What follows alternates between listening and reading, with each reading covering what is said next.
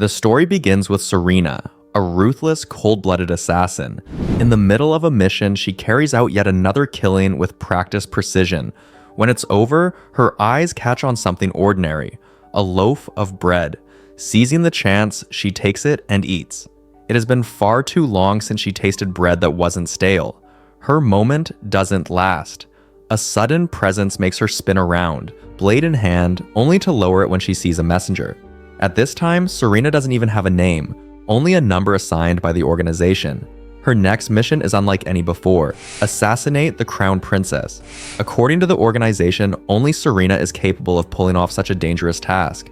With an empty stare, she accepts. Death doesn't frighten her. If she dies, it simply means she was too weak. She infiltrates the palace, but her mission is obstructed by a man who guards the crown prince. Serena threatens him to move aside. Instead, he smiles calmly and declares he'll protect the prince even if it costs him his life. For Serena, the idea of dying for another person is alien, absurd, but she doesn't dwell on it. Her job is only to kill. Their clash is brutal, and in the end, both fall. When Serena opens her eyes again, she is stunned. A beautiful young woman, Amaryllis, smiles down at her. Serena has been reborn as an infant, the first daughter of a powerful ducal household in the kingdom of Astra. In her past life, she was an orphan who grew up in the slums, killing to survive. Now fate has flipped, thrusting her into privilege. At first, she feels unsettled and out of place, but her assassin's discipline helps her adapt. One afternoon, while taking tea with her mother, a dog suddenly charges at them, barking wildly. Serena reacts without thinking, snatching a knife and stabbing it. Blood sprays across her clothes as the animal collapses. When she looks up, her mother and the servants stare in horror. Confused, Serena tries to explain. The dog attacked first. But her mother scolds her harshly, insisting she should never commit such cruelty. Serena frowns.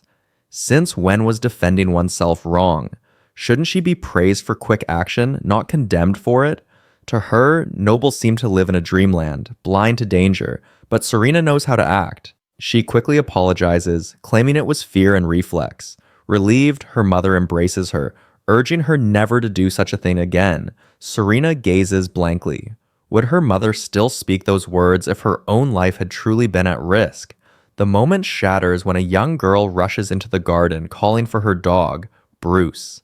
She freezes at the sight of his bloody body. Serena's mother immediately apologizes and offers to take the girl in. Serena protests, wary that this child could be an infiltrator, but her mother brushes it off. A child that small couldn't possibly be a threat. Serena seethes inwardly. She herself had once used an innocent facade to lower her target's guard. What frustrates Serena most is that the dog still breathes. Even with only a kitchen knife, she should have been able to finish it. That failure means her new body is far weaker than she thought. Quietly, she resolves to begin training. Yet, the bad news continues. Her mother decides to adopt the girl, who turns out to be an orphan. Believing their meeting was destiny, she dresses the child up like a noble's daughter. The girl introduces herself shyly as Rosemary. The servants watch nervously, fearing Serena might lash out. Instead, Serena forces a smile and greets her. The servants sigh in relief, unaware of the cold calculation behind Serena's expression. Serena had been suspicious of Rosemary. The girl was an orphan who should have been struggling to survive, yet she somehow managed to care for a massive dog that was nearly impossible to maintain. Even stranger, the adults around her seemed instantly drawn to Rosemary's childish charm, showering her with attention. Serena, however, saw this as an opportunity. While others focused on Rosemary, she could train in secret. What she didn't realize was that Rosemary often watched her from afar, eyes sharp with quiet disapproval. 6 years passed. At 12, Serena spent her days honing her sword skills in the nearby forest, slowly regaining the strength she once had. But with only a kitchen knife to practice with, she lacked a proper weapon. Inside the mansion, no decent blades remained. As a former assassin, Serena knew well, nobles were constant targets, whether for politics, revenge, or ambition. A weapon was essential for survival. She couldn't understand how others entrusted their safety to anyone but themselves. Determined, she set out to find one. Dressing plainly, she walked into the city and stopped at a weapon shop. She tested a dagger, light enough for her current strength, and took it to the counter.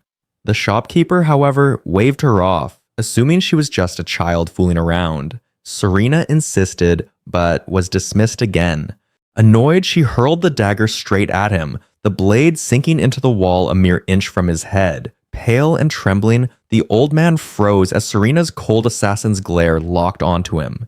She demanded the blade once more.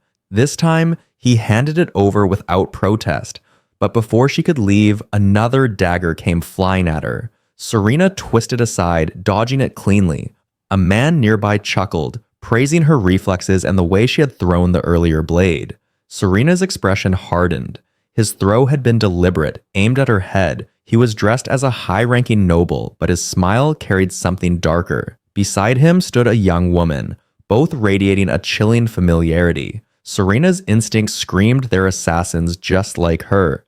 The man introduced himself as Rick Oswald, nephew to the king, infamous, and whispered to be a shady figure. He revealed he had recognized Serena despite her disguise. It was his duty, he said, to memorize every noble face. Without wasting time, he offered her a proposition to work under him. Serena frowned, not fully understanding, but curiosity led her to follow him. Rick brought her to a hidden base, welcoming her into an underground guild of assassins he had built in secret. He claimed the guild existed to protect the kingdom from the shadows, erasing threats before they reached the throne.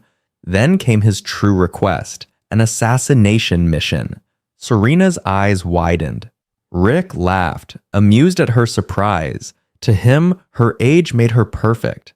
Still young, yet sharp-eyed and already skilled. Serena knew his game well, using children as weapons, just like in her past life. She didn't want to return to that world. Yet, refusing might mean letting her abilities rot, and worse, leaving her family vulnerable. Joining Rick could keep her skills alive and protect those she cared for. With payment and resources offered as well, the choice, though bitter, seemed inevitable. She agreed, reluctantly. But being the Duke's daughter meant Serena lived under constant supervision. She could not simply leave the house. Rick glanced at the quiet girl beside her, Xiā, and gave a subtle nod. Xiā slipped into a room and emerged transformed. Serena's face, manner, even voice perfectly copied. Serena stared, equal parts astonished and disbelieving. Xiā was a master of disguise, and the mana stone on her necklace was what altered her voice. She would stand in for Serena during obligations so Serena could slip away on missions. Serena still had questions. Why didn't Rick suspect her? How had she learned to kill? Rick only shrugged. Some things were better left unknown, he said, and he preferred it that way. Serena regarded him with an odd look, then hurried home. She brought Xiā with her, introducing the imposter to the mansion's rooms and staff as if rehearsing a role. A sudden cry cut through the house. Rosemary wept, convinced her adoptive father despised her for being a commoner. Master Alto tried to be strict. He claimed he disciplined the girl because she'd lacked basic education and manners expected of a duke's child. Amaryllis scolded him. She had taken the orphan in on impulse and could not bear to see the child suffer. Alto sighed that raising Rosemary properly was necessary for the family's future, but he promised to treat the girl as his own while reminding his wife that Serena was their blood. Amaryllis's soft heart made her favor the helpless. She fretted aloud that Serena's manner was strange and frightening, while Rosemary was sweet and ordinary. Perhaps that explained her attention. Serena froze, shocked for a beat, then slipped away. She was Amaryllis's daughter by birth, yes. But in her own mind, she was an assassin from the slums, a person who could never truly belong in a sheltered, perfumed life. Days later, Serena's first mission arrived. Rick handed her the papers. The target was a baron's family of 4, and when he wanted to explain the reason of assassination, Serena cut him off. She didn't care about reason. If it was a mission, she would complete it.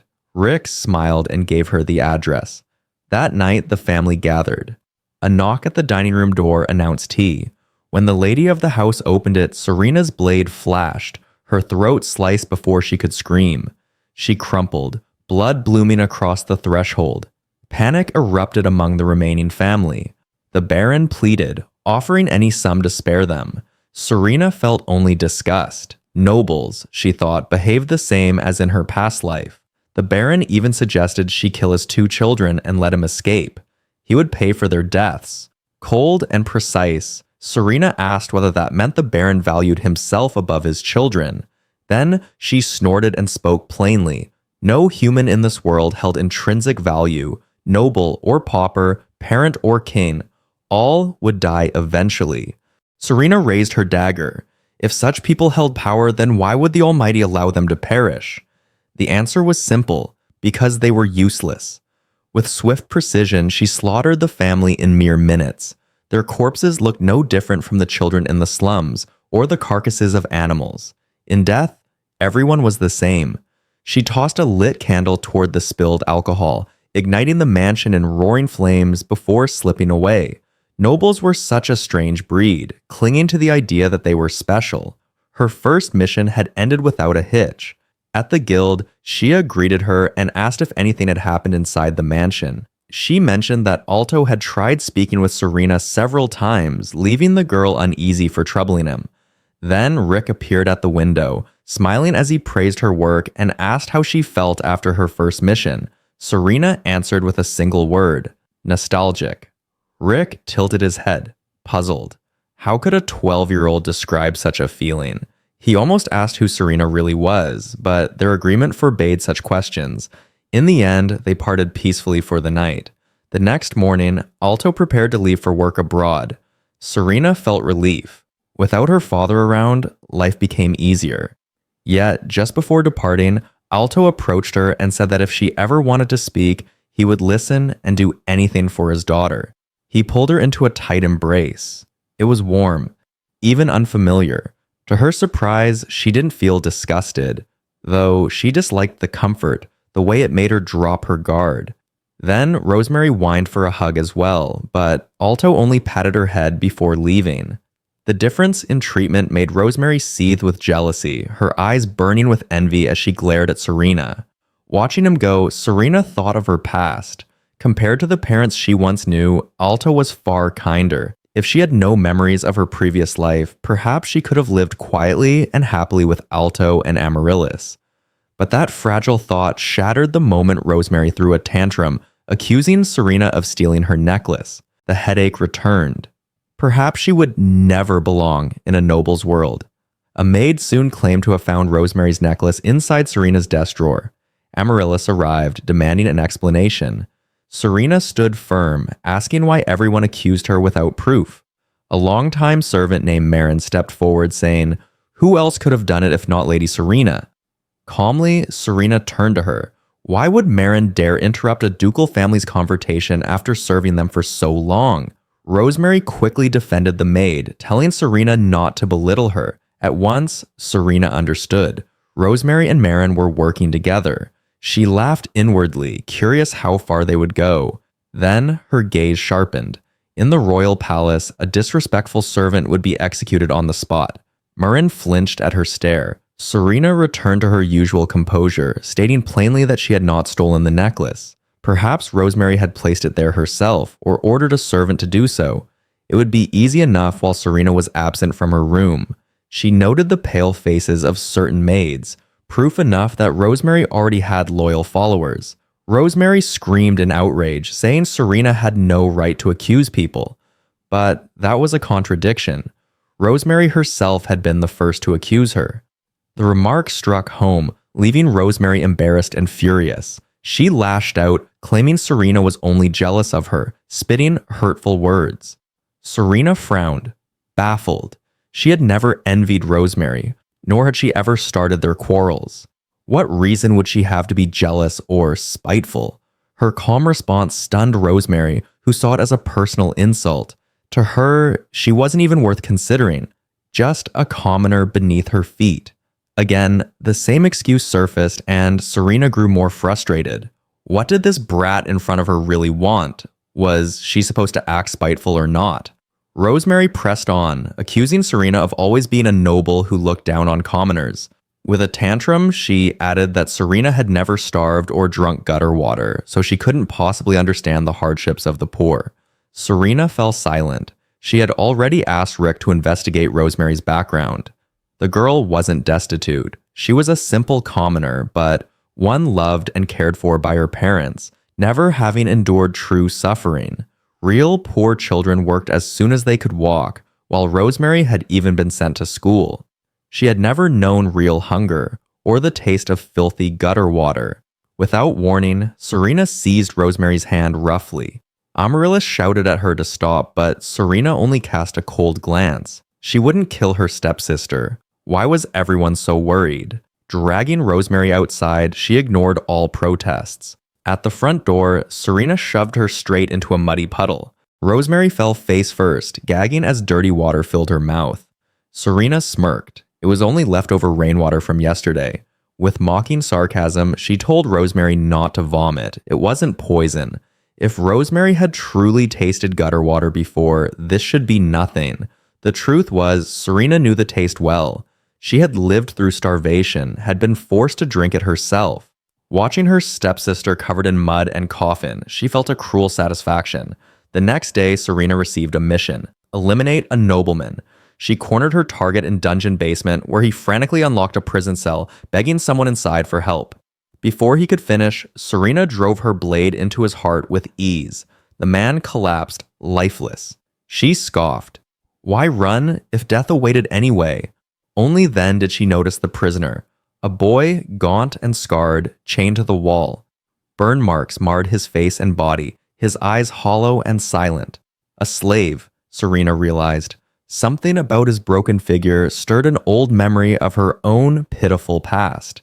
Almost without thinking, she reached out her hand and asked if he wanted to come with her. The boy froze, stunned. Then, trembling, he grasped her hand. Serena brought him back to the guild. Rick was baffled, asking why she had done it. She only admitted she found him there, unsure herself why she hadn't left him behind. Examining him, Rick noticed his black hair and red eyes, signs of the warring tribe. He explained that the tribe was once a militant force with strength beyond human limits, until a neighboring kingdom crushed them out of fear. Survivors were enslaved and sold. The boy's shocked expression confirmed it. Serena studied him. If he came from such a tribe, why hadn't he escaped? He was even older than her, with power to spare. But the boy only looked downcast. His silence carried more than fear. It carried guilt, and said he had killed a man. When his tribe was slaughtered, he had been just a child. Chaos consumed the village as enemy soldiers stormed in. He had hidden in terror until his mother found him. Pressing a small axe into his hands, she told him to survive. Then, stepping out to distract the soldiers, she was killed before his eyes. In that moment, the boy named Tigger understood. If even his mother could die so easily, what chance did he have? Surrounded by countless enemies, he didn't fight back. He watched his friends fall one by one, too afraid to share their fate. Back then, Tigger was still a coward, sobbing behind a crumbling wall when a soldier discovered him and gave chase. In his panic, the boy swung an axe by reflex. Born with warring blood, his strike landed with deadly force, killing the man instantly. The memory blurred after that.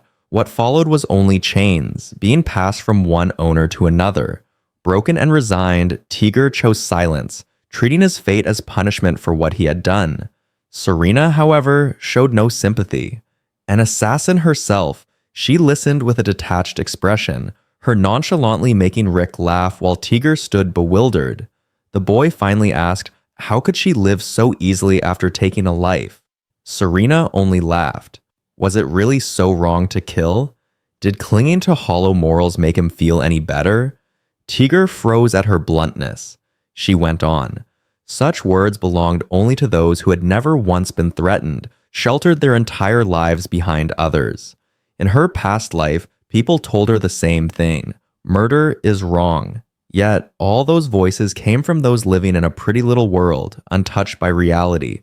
In the end, she said, those people would simply lie down and die.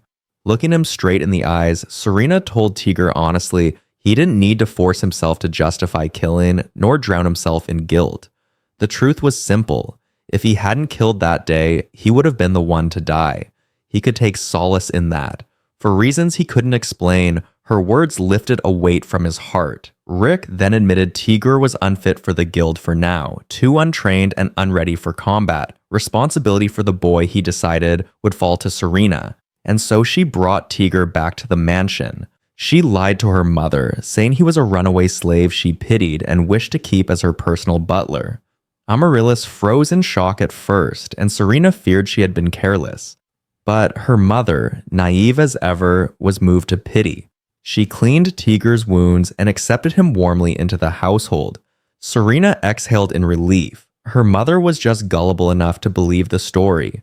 From then on, 𝔸𝕟's duty was to care for her. When she asked if he could read or write, he admitted he could not. Serena decided she would teach him herself on one condition: he must keep her side work and the Assassin Guild a secret. For now, she would not involve him in missions, but he still had to master self-defense and proper etiquette. It would be difficult, she knew, but she expected him to take the lessons seriously. Day by day, she drilled him in reading, writing, and the manners expected of a butler. 𝔸𝕟 proved to be an earnest boy, easy to teach. As expected of his lineage, he was a prodigy with weapons, learning with uncanny speed. Serena even hoped Rosemary might grow more diligent after seeing 𝔸𝕟's effort, but the girl only pestered the butler with foolish questions and openly badmouthed Serena in front of him. This time, however, when Serena rebuked her, Rosemary backed down. Still, Rosemary's studies lagged far behind children her age. She excused herself by claiming she was used to a commoner's life and couldn't learn so quickly, but Serena refused to accept it. She demanded Rosemary act rationally and adapt to her role as a duke's daughter. As always, Rosemary burst into tears and stormed off, no doubt to complain to Amaryllis. Watching this, 𝔸𝕟 grew unsettled. Serena was the heir, the true child. Yet somehow it was Rosemary who seemed to receive the greater share of tenderness. 𝔸𝕟 quickly realized the misunderstanding had started with Rosemary's loose tongue. He asked why Serena never tried to clear it up and instead chose to act alone. Serena only shrugged. She didn't care what people thought of her. Explaining herself felt like a waste of time. She preferred solitude, especially when it kept her away from her mother. 𝔸𝕟 studied her carefully. Serena's expression was impossible to read, a mystery from every angle. She was the Duke's daughter, yet also a trained assassin, still younger than him, but speaking with the mature composure. It was clear she felt out of place in a noble household, and that contrast only made him more curious. He wanted to understand her. He wanted to stay by her side. With a quiet smile, 𝔸𝕟 promised he would work harder, so that one day he could be useful to her. Serena didn't fully grasp what he meant, but she acknowledged him with a rare word of praise before turning back to their tasks. Several years later, Serena's long-awaited social debut finally arrived. She visited Rick with 𝔸𝕟, who had grown up and now stood proudly as her personal butler. Serena had never struggled with noble manners or etiquette, but Rosemary was another story. Her younger sister barely took her lessons seriously, and Serena could already imagine the humiliation if she embarrassed their family in front of high society. Even their tutor and Amaryllis had to beg Rosemary to behave at the upcoming party since the princes would attend. Rosemary, however, was too busy fantasizing about being chosen as a prince's fiancé, a thought that made Serena feel sick. Rick only laughed, then reminded Serena that the daughter of the Rodwell Marquis would also be present. For now, Serena was told to keep an ear open and quietly observe her. When the day of the debut party arrived, Rosemary clicked her tongue in awe at the luxurious decorations, while Serena could only pray her foolish sister would not cause trouble. Before long, a girl approached Rosemary. She introduced herself as Lady 𝔸𝕝𝕤, the very daughter Serena had been ordered to watch. 𝔸𝕝𝕤 proudly showed off her expensive silk gown, claiming her father had bought it for her. Serena frowned. The Rodwell family mainly dealt in weaponry, and in peaceful times like these, there was no way their income justified such extravagance. Suspicion crept into her mind. It was possible they were selling weapons to foreign powers. Suddenly, shrieks of excitement erupted across the hall as the princes arrived.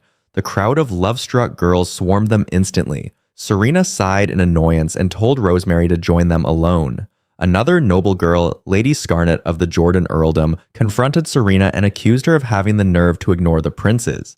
Serena recognized her immediately, but the girl's arrogance was unbearable. As Scarnet scolded her for not responding, Serena answered with nothing but a cold stare, increasingly irritated by the noise and the desperate fluttering around the princes. The tension was gently interrupted by a young man who stepped between them with a calm smile. Serena's eyes widened for a brief second. It was Prince Evan, and she felt certain she had seen him somewhere before. At that exact moment, Rosemary suddenly appeared behind him and rudely asked, without proper formalities, whether her sister had done something wrong. The entire hall fell silent. Even Serena felt the color drain from her face. She immediately pulled Rosemary down into a deep bow and forced her to apologize, shocked that disaster had struck so quickly. Without another word, she dragged her sister away from the party. 𝔸𝕟 was just as stunned when the two girls left so abruptly. He restrained Rosemary as she threw a tantrum, while Serena let out a tired breath. At this rate, their family would lose face in no time. Back at the mansion, Rosemary complained tearfully to her mother, accusing Serena of being antisocial and heartless. As always, Amaryllis defended Rosemary and asked Serena to compromise. Serena quickly rejected that idea. This was not about sociability. It was about Rosemary's complete lack of common sense. Rosemary argued that she had once been a commoner and was naturally still struggling. The excuse made Serena feel disgusted and furious all over again, but she forced herself to stay calm. The world was unfair, she reminded them. If Rosemary could not act like a noble, the nobles would never accept her and would always look down on her. Effort had to come from her as well. Amaryllis pleaded with Serena to overlook the incident just this once. Serena frowned and pointed out that Rosemary had just disrespected a prince. She could only hope their house would not fall into ruin because of something carelessly overlooked. The truth in her words left Amaryllis silent. Later, Serena calmed herself in her room while 𝔸𝕟 served her tea. She could not understand why her mother refused to see things from a noble's perspective, even after she had explained it clearly. 𝔸𝕟 gently suggested that perhaps she should speak more softly next time, since their relationship had always been distant. Serena could only think that family matters were far more complicated than they should be. Assassination felt much simpler. That very night, she carried out Rick's next mission. The following morning, newspapers exploded with shocking headlines. The Rodwell family had been found dead, exposed for illegally selling weapons. Given their high, noble rank, Serena understood why Rick had chosen assassination over a public trial. Shayna was spared punishment since she had known nothing and instead entered a nunnery. Serena simply shrugged. If that was the outcome, then perhaps it counted as a happy ending. 𝔸𝕟 watched his lady quietly, wondering how she could consider such an ending happy. Reconciling with Amaryllis would not be easy, but he was not worried. No matter what happened, he would always remain at Serena's side. Peace never lasted long. One evening, Amaryllis calmly announced that Rosemary had received a marriage proposal. Serena almost laughed at the thought that anyone would willingly marry a wild beast like her sister, but the amusement died instantly when her mother revealed the groom was the second prince, Heinrich. The name hit like a thunderclap. Amaryllis spoke innocently, as if this were a blessing, but Serena slammed her hand against the table. Accepting a royal proposal without careful calculation was reckless. Rosemary only smiled smugly, convinced her sister was jealous. What she failed to understand was that Heinrich's mother was a concubine with towering ambition, a woman who clearly wanted her son on the throne. The nobles were already split into three factions: the concubine side, the queen side, and those who remained neutral. Their house had stayed neutral so far. Shifting sides now, especially without their father's steady presence, would be dangerous. Serena laid out the risks clearly, but her warnings were brushed aside. The engagement went through anyway. In her room, Serena exhaled sharply. Rosemary could easily become a puppet bride, or worse, be eliminated once Heinrich secured the throne. Their entire house could collapse in the fallout. Meanwhile, in the palace, Heinrich complained bitterly to his mother. He did not want Rosemary, a former commoner. He wanted Serena, a true noble whose status would secure their future heirs. His mother dismissed the idea. She had no intention of letting her son father children with gutter blood. What she wanted was Violet House's fortune. She knew Amaryllis favored Rosemary, and her instincts told her Serena was far too intelligent. They needed a foolish girl who would be easy to control. When 𝔸𝕐 returned home and learned of the engagement, his fury shook the mansion. How could such a political betrothal be agreed upon without his consent? Yet, because it involved the royal family, it could not be undone so easily. He ordered Rosemary to keep her distance from the palace and tried to maintain balance between the nobles and the concubine faction. Then, his gaze fell on Serena, the only one he considered sensible. He asked for her help in keeping their house neutral for now. But that very night, Serena packed her belongings and told Tigr they were leaving. She felt a trace of guilt toward her father, yet she refused to drown in this mess. They leapt from her bedroom window and landed lightly beyond the brick wall. The escape ended before it truly began. Prince Evan was already waiting, greeting her as if this were a casual encounter. He asked whether she wished to go somewhere and offered to escort her. Serena maintained her composure and told him to attend to his own matters, while Tigr subtly shifted into a defensive stance. Evan replied that meeting her was precisely his intention and invited her into his carriage for a conversation. Serena and Tigr exchanged a quiet look. Killing him would have been easier if he were not a prince. Reluctantly, they stepped inside. Evan admitted he had guessed she would attempt to run away. He found it surprising, yet fascinating that a duke's daughter would leap from a window. With a smile that revealed nothing, he accurately deduced her reason was Rosemary's engagement to his foolish younger brother.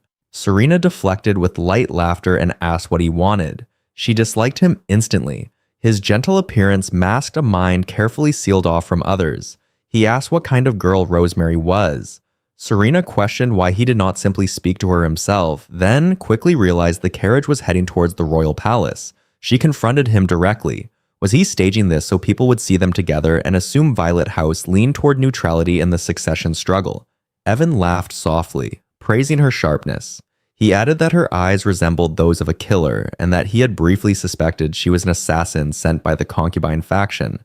Serena forced herself not to react. She shifted the topic, stating she wanted no involvement in the succession crisis. She had already warned Rosemary and her mother. She bore no obligation to follow her house into ruin. If necessary, she would build a new life as a commoner. Evan regarded her coolly and said a duke's daughter could never truly live as a commoner, not even convincingly change her clothes. Then, he advised her to remember that if she ever needed to keep pretending to be a noble's daughter, the implication unsettled her. Did he suspect she was not what she seemed? For a fleeting second, she remembered the knight who had killed her in her previous life and how eerily similar his face had been to Evan's. The prince proposed cooperation instead, promising protection from execution if she were exposed and a reward once everything was settled. For now, she had nowhere safer than the guild. It was risky, but having a prince's guarantee held weight. Still, she demanded a written contract. Evan smiled, clearly pleased, and agreed without hesitation. At the palace, the contract was drafted swiftly. In simple terms, Serena only needed to act friendly toward Evan in public. He teased that she could go beyond acting if she wished, but Tiggr's murderous glare nearly killed him where he stood. Once it was done, Tigr insisted they leave immediately. As Serena prepared to depart, Evan informed her that a royal carriage would be sent to Violet House. As Heinrich's fiancée, Rosemary would receive royal maids and knights. Rosemary basked in the attention, thrilled to feel like a princess. Serena returned to her room without a word. That indifference infuriated Rosemary. Everyone treated her better now, yet her sister remained cold. She convinced herself Serena was looking down on her. Soon after, a knock came at Rosemary's door. Marin, her maid, brought tea. Rosemary eagerly asked whether Heinrich had replied to her letters. There was nothing. They had only met once at a tea party, and all marriage discussions had passed through messengers. A sly smile spread across Rosemary's face. Now that her status surpassed her sister's, she wanted to teach Serena exactly what that meant. In his residence, Heinrich tore apart Rosemary's letters in irritation, calling her shameless. He had been trying to approach Serena instead, sending her letters that went unanswered. Serena read them with visible boredom and chose to pretend she had never seen them. Heinrich's letters grew increasingly ridiculous, expressing concern and asking to meet her. Tigr read one and immediately ripped it to shreds, disgusted. Serena knew Heinrich was a notorious womanizer, yet she could not comprehend why he would send such messages to his fiancée's sister. Then her own door opened. Marin entered with a tray of snacks, claiming Rosemary had ordered it delivered. Serena's eyes darkened. Since when had a maid hired by Violet House become Rosemary's private attendant? She glanced at the tray and hurled it straight into Marin's face. Watery soup and dry, moldy bread splattered across the floor. Whether Marin was pretending ignorance or acting boldly on purpose, Serena refused to tolerate such insult. She seized the maid by the hair and yanked hard until Maren screamed. Pulling her close, Serena asked coldly what kind of punishment she believed she deserved. The commotion quickly drew Amaryllis into Serena's room, Rosemary clinging to her side like a fragile doll. Serena merely shrugged and stated the facts. Maren had delivered filthy scraps of food under Rosemary's orders. As expected, Rosemary burst into tears, insisting she would never do such a thing. Amaryllis, always helpless against those tears, immediately apologized on her daughter's behalf. Serena's expression did not change. If Maren had acted on her own, then the punishment was simple: whipping and dismissal. Fear drained the color from Maren's face as she dropped to her knees, begging Rosemary to save her. Rosemary hesitated, clearly unwilling to dirty her hands, but eventually muttered that Serena should show kindness and spare the whip. Serena folded her arms calmly. Insulting a noble usually earned far worse. This was the bare minimum. It was not as if she intended to kill the maid. She tilted her head at Maren's stunned expression. Such punishments were common, even within the royal family. A faint laugh slipped from her lips as she remarked that the maid should be grateful she still possessed a sliver of mercy. Maren was soon shipped away, and after that, no one was eager to stand at Rosemary's side. Yet, her sister's persistence knew no limits. Before long, Serena's tea was replaced with murky mud water, and Rosemary feigned innocence with practiced ease. This time, Serena did not bother with words. She dragged Rosemary outside while ordering Tigger to block anyone who tried to interfere. In a scene that felt like cruel repetition, she hurled her sister straight into the muddy puddle before the mansion gates. The royal knights assigned to guard Rosemary panicked and rushed forward. Covered in filth, Rosemary screamed that Serena had dared to assault the future wife of a prince. Serena only smiled sweetly and replied that if the future princess could not tell tea from mud, then she was merely offering a practical lesson. Rosemary, shaking with fury, insisted that Prince Heinrich doted on her and would punish Serena terribly if she complained. Serena widened her eyes in exaggerated surprise at the claim. In truth, Heinrich had never visited Rosemary and showed no visible interest. Rosemary must have known that by now, yet she clung stubbornly to her fantasy. Serena brushed her hair back and coolly advised her not to cling to uncertain affections if she wished to avoid heartbreak, then walked away without looking back. Rumors spread with alarming speed. Servants began to treat Serena with caution, whispers following her down every corridor. Among the nobility, a new title attached itself to her name: the villainess who bullies the weak.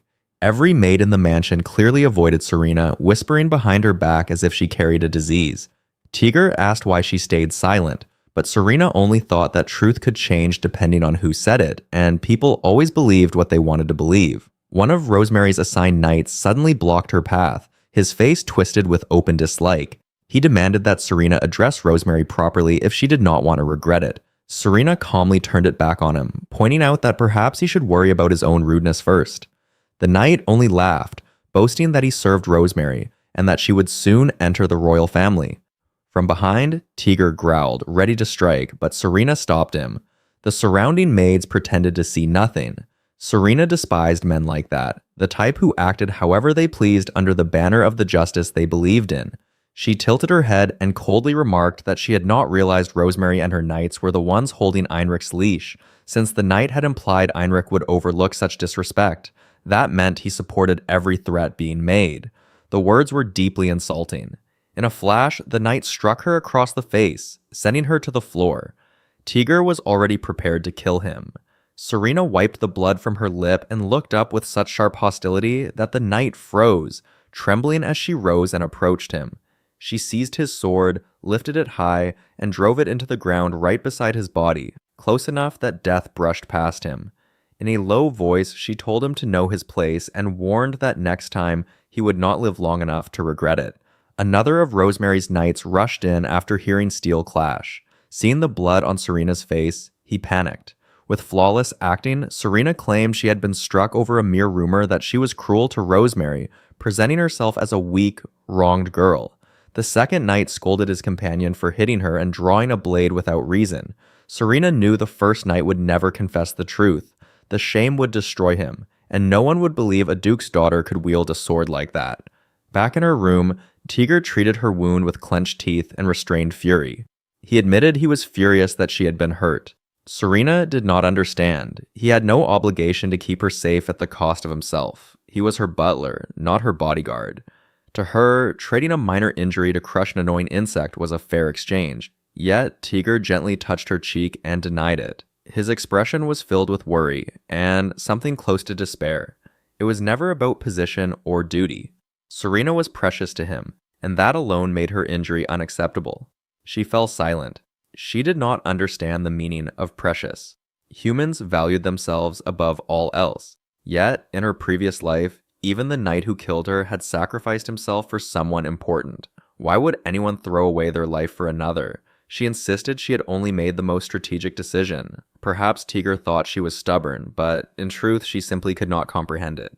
That night, the knight who had struck her wandered a deserted street, cursing Serena and swearing he would never forget the humiliation. Behind him, 𝔸𝕟 appeared in disguise.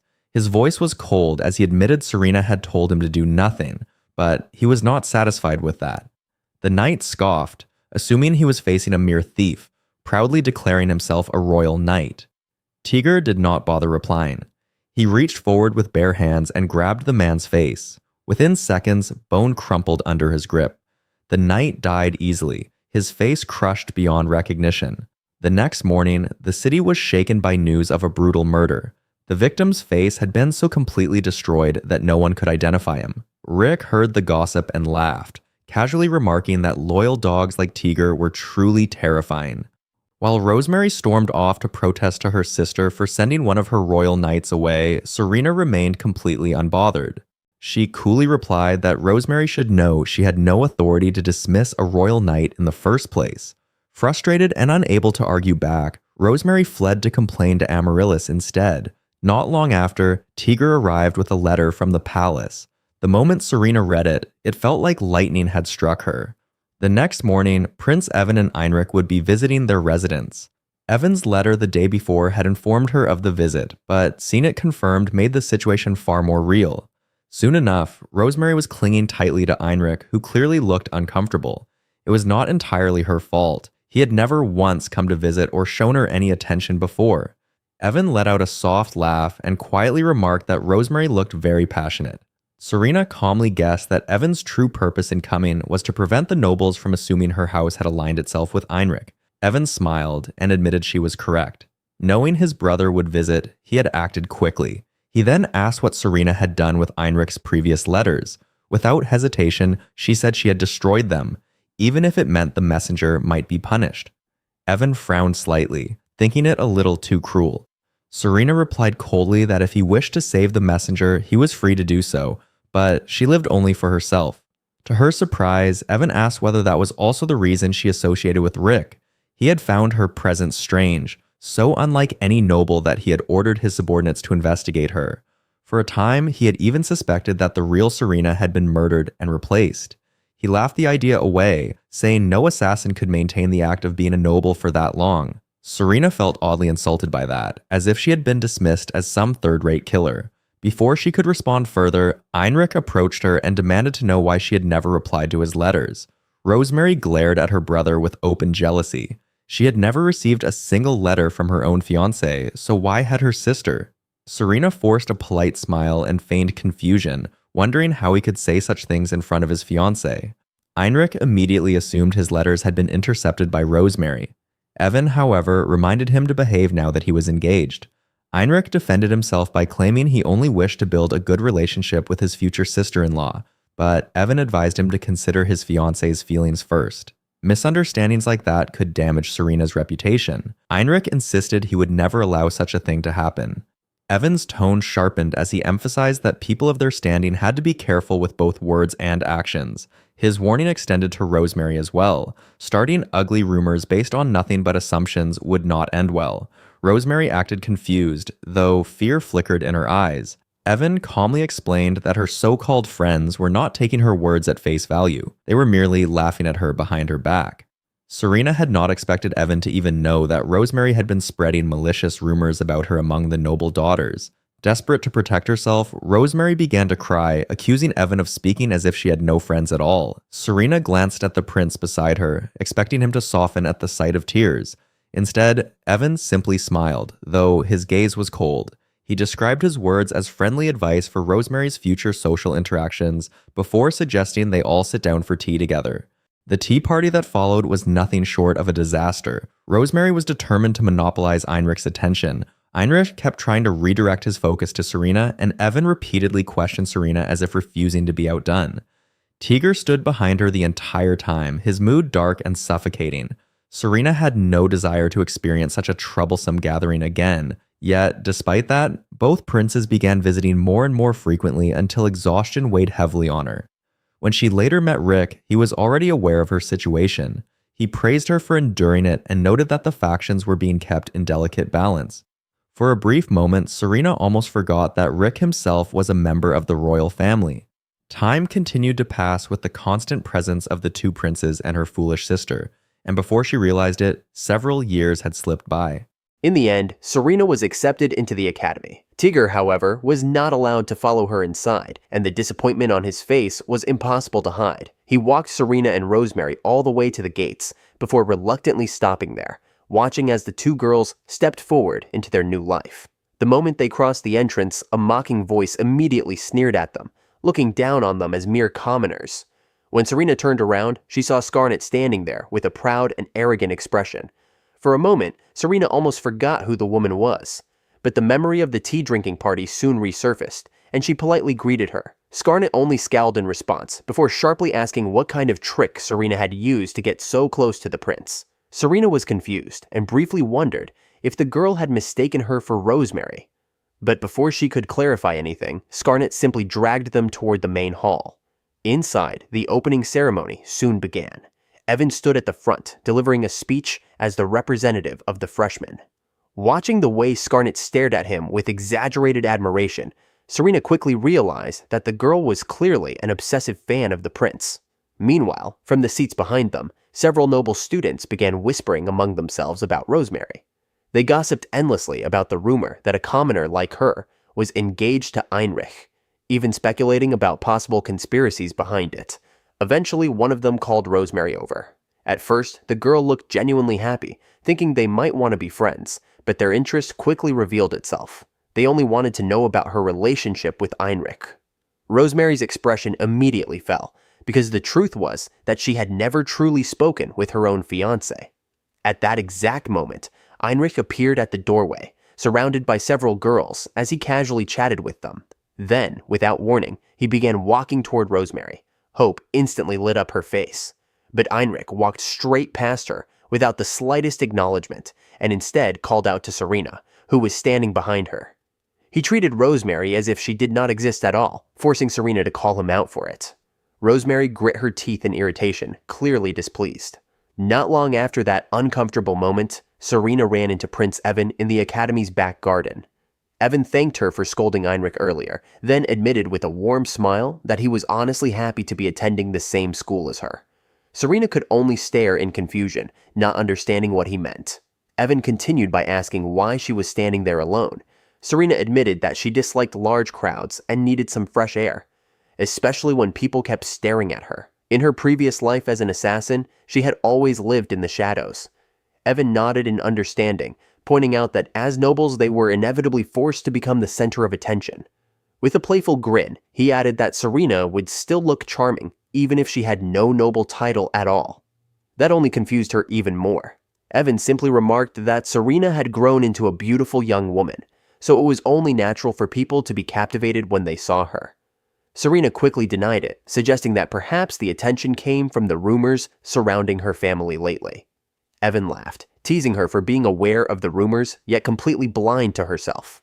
His words felt unnecessarily complicated and roundabout, and Serena quickly grew annoyed. She hated conversations like this. Their exchange was suddenly interrupted when a knight rushed toward Evan, looking panicked as if he had been searching everywhere for him. Yet Evan immediately narrowed his eyes at the man. Something about the situation felt wrong, and Serena's instinct screamed at her. She shouted for Evan to move. Just in time, she grabbed him and pulled him aside as the knight suddenly drew a short dagger and lunged forward. Evan remained surprisingly composed. His suspicion had been correct. He did not recognize the knight at all, and quickly concluded that the man must be an assassin sent by a rival faction. With a frustrated sigh, he admitted he had hoped something like this would not happen inside the academy, but clearly he had been mistaken.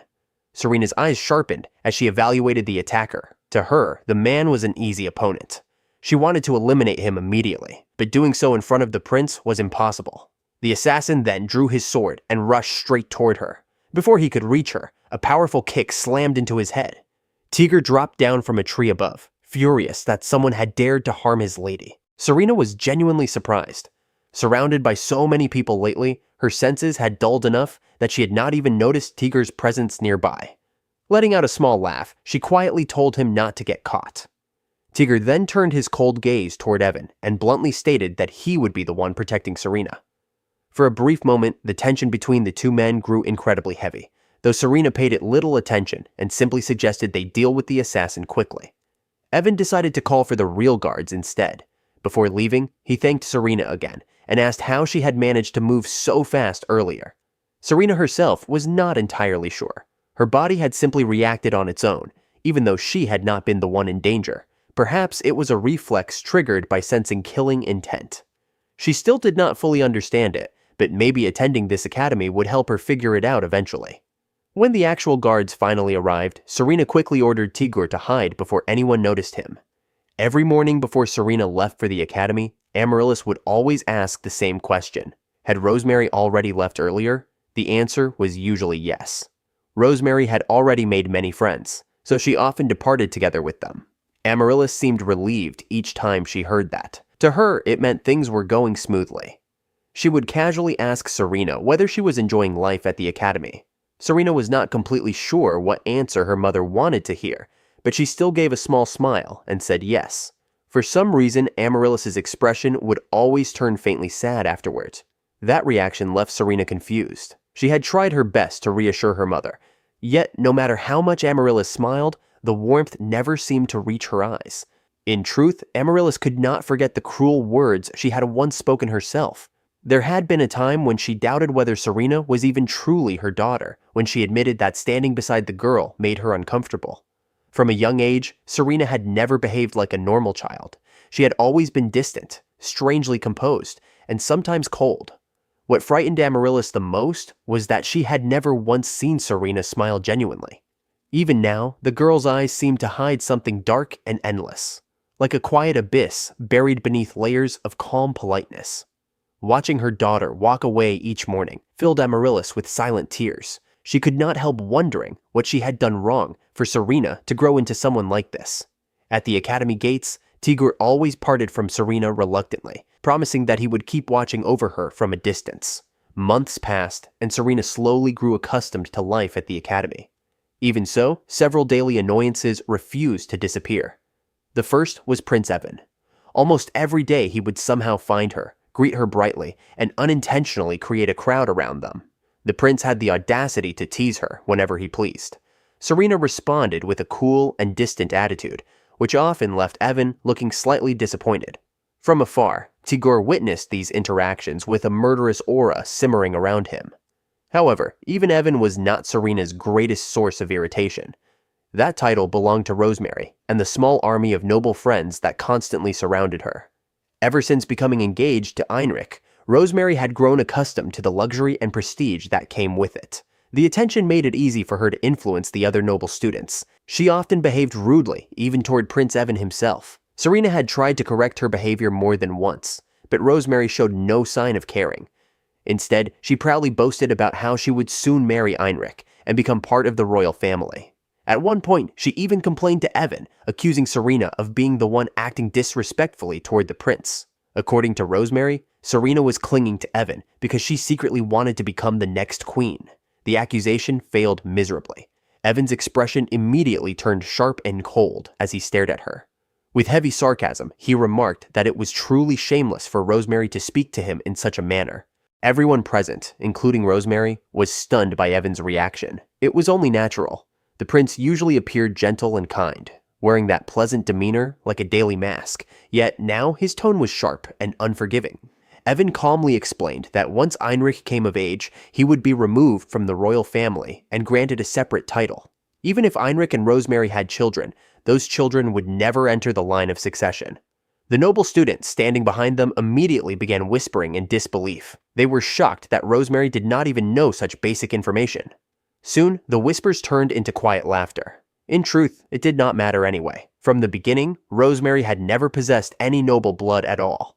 Overwhelmed by humiliation, Rosemary burst into tears and clung to one of the nobles standing behind her. Serena could only shake her head at the embarrassing display. Evan sighed as he looked at the scene, then asked whether Rosemary had gathered such a crowd and put on this act simply to provoke 𝔸𝕟𝕠𝕠𝕕. After a moment, he apologized on behalf of his younger brother. Still, he gently pointed out that love could never be obtained through methods like this. His expression carried a strange mix of pity and something harder to define, as he advised Rosemary to be careful not to take the wrong path. As usual, none of this changed anything. 𝔸𝕠𝕠𝕕 never spared Rosemary a single glance. He continued playing around with different women, completely indifferent to the girl who claimed to be his fiancée.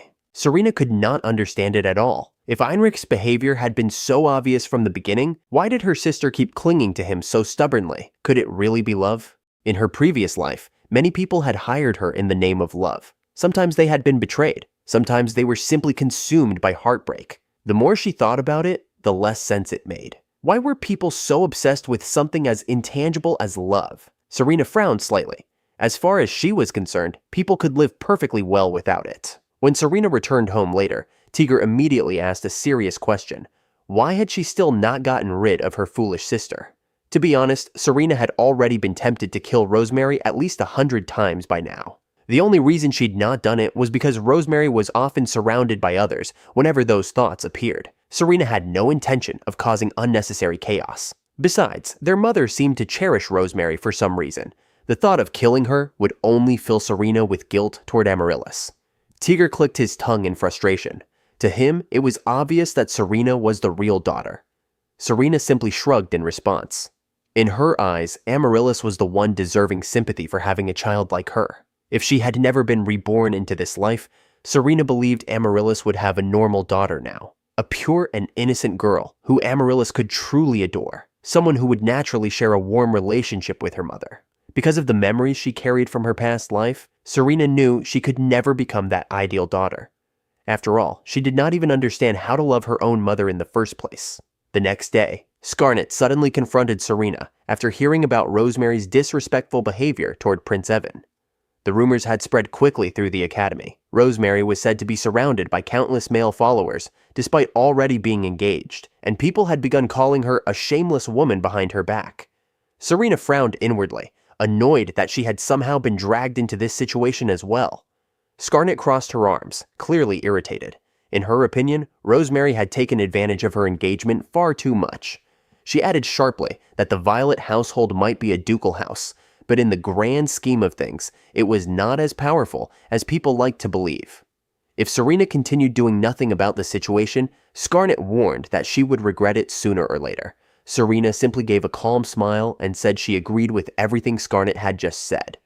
The unexpected response immediately took the anger out of the confrontation. Skarnet relaxed slightly and no longer raised her voice. Instead, she casually remarked that she rarely ever saw 𝔸𝕠𝕗 and Rosemary together anyway. At this rate, it would not be surprising if the girl ended up getting abandoned. Skarnet even pointed out that Rosemary's behavior looked like a clumsy attempt to make 𝔸𝕠𝕗 jealous, which she openly admitted was not very noble at all. Still, she honestly hoped the situation would not spiral into something worse than it already was.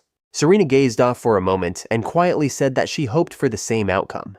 Later that day in the academy courtyard, 𝔸𝕠𝕗 was once again mingling and flirting with several women around him. The scene looked exactly like it always did.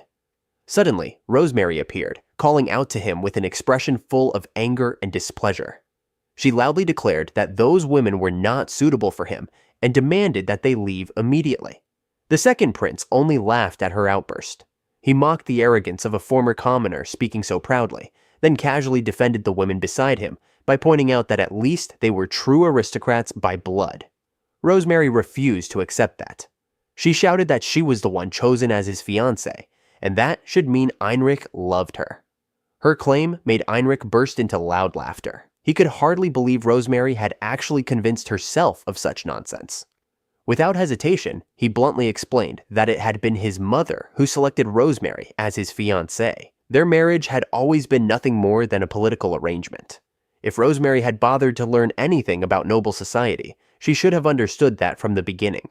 Rosemary's face turned pale as the realization finally sank in. She understood that 𝔸𝕟𝕠𝕠 was not joking. In fact, he clearly preferred Serena over her. 𝔸𝕠𝕠 lazily raised one eyebrow and confirmed it without hesitation. From the very start, he had never liked Rosemary at all. 𝔸𝕠𝕠 then added coldly that Rosemary was inferior to Serena in every way, whether in blood, intelligence, or appearance. After saying that, he brushed past her without a second thought, roughly bumping into her as he walked by. Rosemary collapsed onto the ground, too shocked to even defend herself. From a distance, Serena had witnessed the entire scene. Standing beside her, Evan quietly asked if she should go help. Serena simply shrugged and said there was no need. Rosemary had once been a commoner, so she should be tougher than most nobles. Evan pointed out that what had been hurt was her feelings, but Serena calmly replied that hurt feelings would not kill anyone. Evan lowered his head slightly, his voice softer but firm. Serena was far too cold-hearted. She could not keep ignoring everything simply because it would not kill her. Slowly, he reached out and held her hand. With quiet sincerity, he said that if Serena were the one who got hurt, even if it was just a small scratch, he would take care of her. The words and the gesture made Serena's eyes widen in surprise. The memory of Tigor's face suddenly flashed through her mind, recalling how he had once said something very similar. She could not understand why both of them cared about things like that. Feeling uncomfortable, Serena quickly pulled her hand away and frowned, telling Evan to stop saying things she could not understand. The prince looked slightly startled by her reaction. A faint expression of disappointment and hurt crossed his face when he realized that Serena had completely missed the meaning behind his words. That night, Rosemary dreamed. In her dream, she was always the cute girl everyone loved, even the gods above. Her parents had always told her that she was special. Even after they died, she believed the gods had continued to bless her. Her new mother loved her as well, lifting her from the life of a commoner into the world of nobles. She had even become engaged to a prince. In her heart, Rosemary believed she was destined to live a happier life than anyone else. The dream suddenly shattered when 𝔸𝕠𝕠's cold expression appeared, his voice declaring that he did not love her.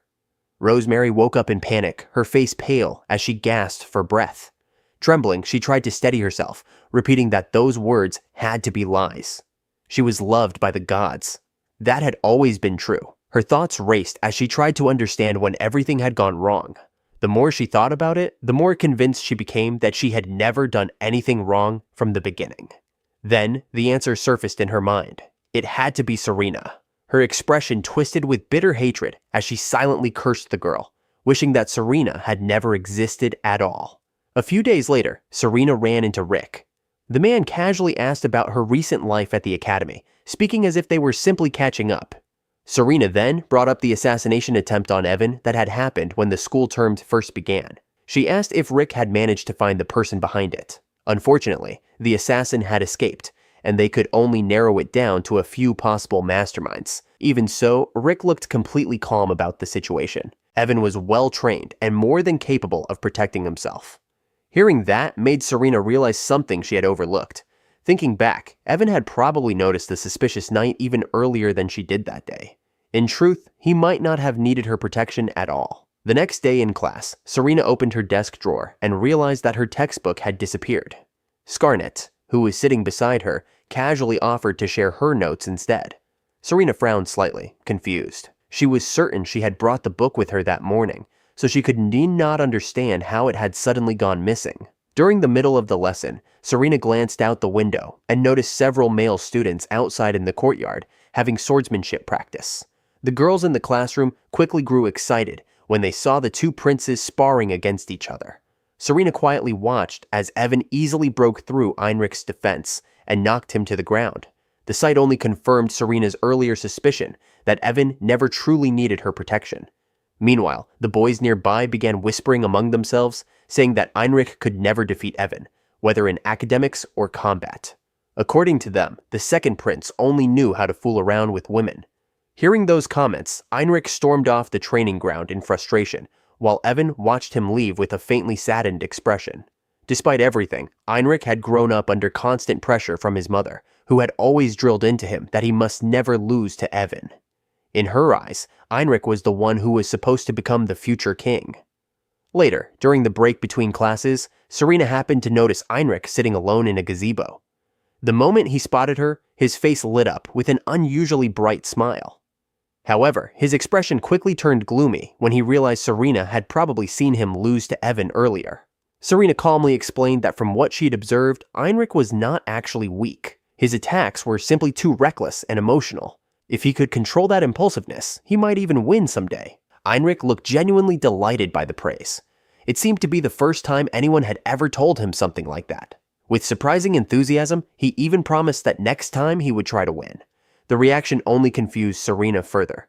She could not understand why Heinrich looked so happy over such a simple comment. When school ended for the day, Serena opened her locker and discovered that her missing notebook had returned. However, it had been completely ruined. Standing behind her, Scarnett shivered in disgust and immediately clarified that she would never do something so disgraceful. The strange incidents did not stop there. Serena's belongings began disappearing more often, only to reappear later in terrible condition. Even Scarnett grew curious about the situation and wondered if Serena had somehow offended someone badly enough to be bullied like this. Serena thought about it for a moment. Considering the rumors surrounding her lately, it was entirely possible that many people disliked her. Still, she could not immediately guess who might be responsible. Suddenly, Serena stopped walking. A heavy vase crashed down from above, smashing against the ground right in front of where Serena had been standing. She immediately looked up, her senses sharp, as she detected a clear trace of malicious intent. In the brief moment before the figure disappeared, she caught sight of a familiar silhouette running away. Serena quickly realized something important. She had not seen Rosemary for several days, which was unusual. Normally, her sister was the first person to appear whenever Serena ran into trouble, always eager to watch her struggle. Later that afternoon, Evan approached her and asked if the rumors were true, whether she had been suffering from vicious harassment recently. His expression showed genuine concern. Serena only sighed, saying that the most troublesome part was having to repeatedly repurchase her personal belongings. Evan smiled in relief, glad to see she was still calm, and offered to help if she ever needed someone to talk to. Serena rolled her eyes and coldly remarked that there was no point in showing concern when no one else was around to witness it. Evan immediately protested. His concern for her had nothing to do with their political arrangement. Serena simply asked what benefit that kind of concern would bring him. The question made Evan frown slightly. He asked whether he was not allowed to worry about her without some grand reason behind it. Serena suddenly felt a strange tightness in her chest. The way he looked at her made it seem as if she was somehow at fault for not understanding. Evan quickly apologized for letting such an unpleasant expression slip onto his face. Then he admitted that his curiosity came from the fact that Serena felt very different from other noble ladies.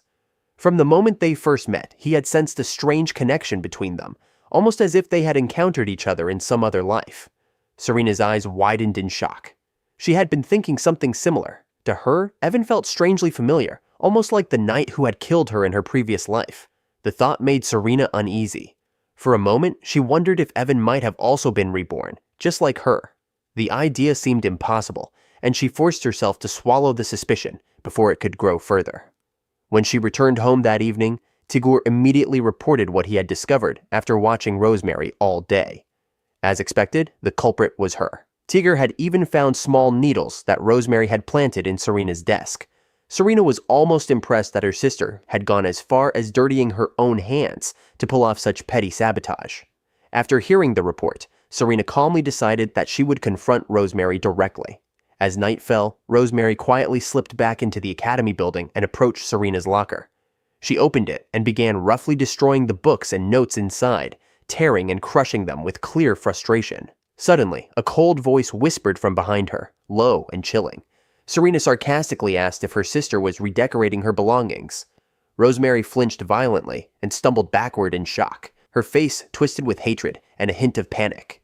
Meanwhile, Serena simply stood there with her arms folded, watching calmly. She had caught her sister's malicious act perfectly. Serena tells Rosemary that she has already asked 𝔸𝕟 to investigate her little sister.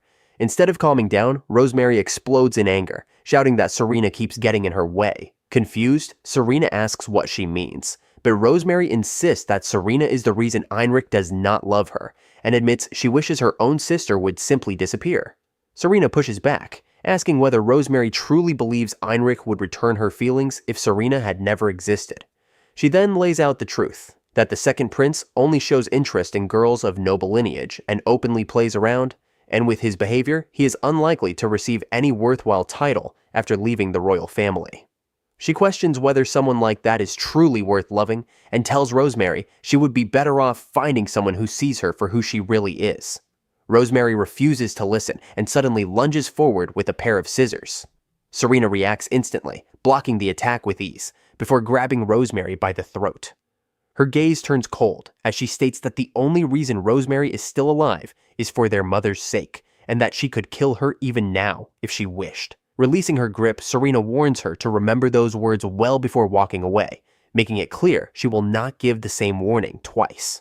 Not long after, a girl who accidentally leaves her classroom after falling asleep notices Rosemary standing near the lockers. The sight feels unsettling, especially with the scissors still in her hand. Growing suspicious, the girl quickly checks Serena's locker and finds her belongings damaged.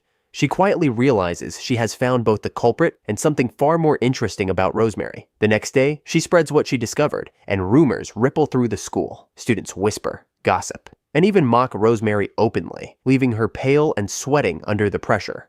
Meanwhile, in the garden, Serena asks 𝕠𝕠𝕠 who might have spread the story. He casually mentions seeing one of the girls from Prince Heinrich's entourage passing by and suspects she may be responsible. 𝕠𝕠𝕠 shrugs, noting that many people already disliked Rosemary for being a commoner. Serena understands that well enough, but she senses this situation is about to become troublesome.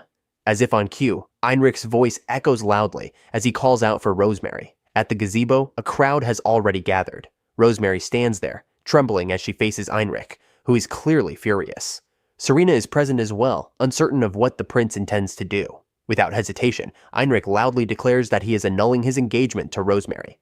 Shock floods her face, her expression frozen in horror. He claims the reason is her bullying of Serena, stating that such behavior is unfit for someone engaged to a prince. Serena silently curses his foolishness, especially when Heinrich goes further and announces his intention to become engaged to her instead. Rosemary covers her mouth, struggling to hold back tears, while a knight steps forward and urges Heinrich to calm down, reminding him that the marriage was arranged between their houses and that an annulment without the king's permission would cause serious trouble. Heinrich refuses to listen and sharply orders the knight to stop protecting Rosemary, insisting that as someone sworn to the royal family, he should obey him. Then, unexpectedly, Rosemary bursts into laughter. The sound is loud and unrestrained, drawing confused looks from everyone around her. Even Heinrich is taken aback, thinking she has lost her mind.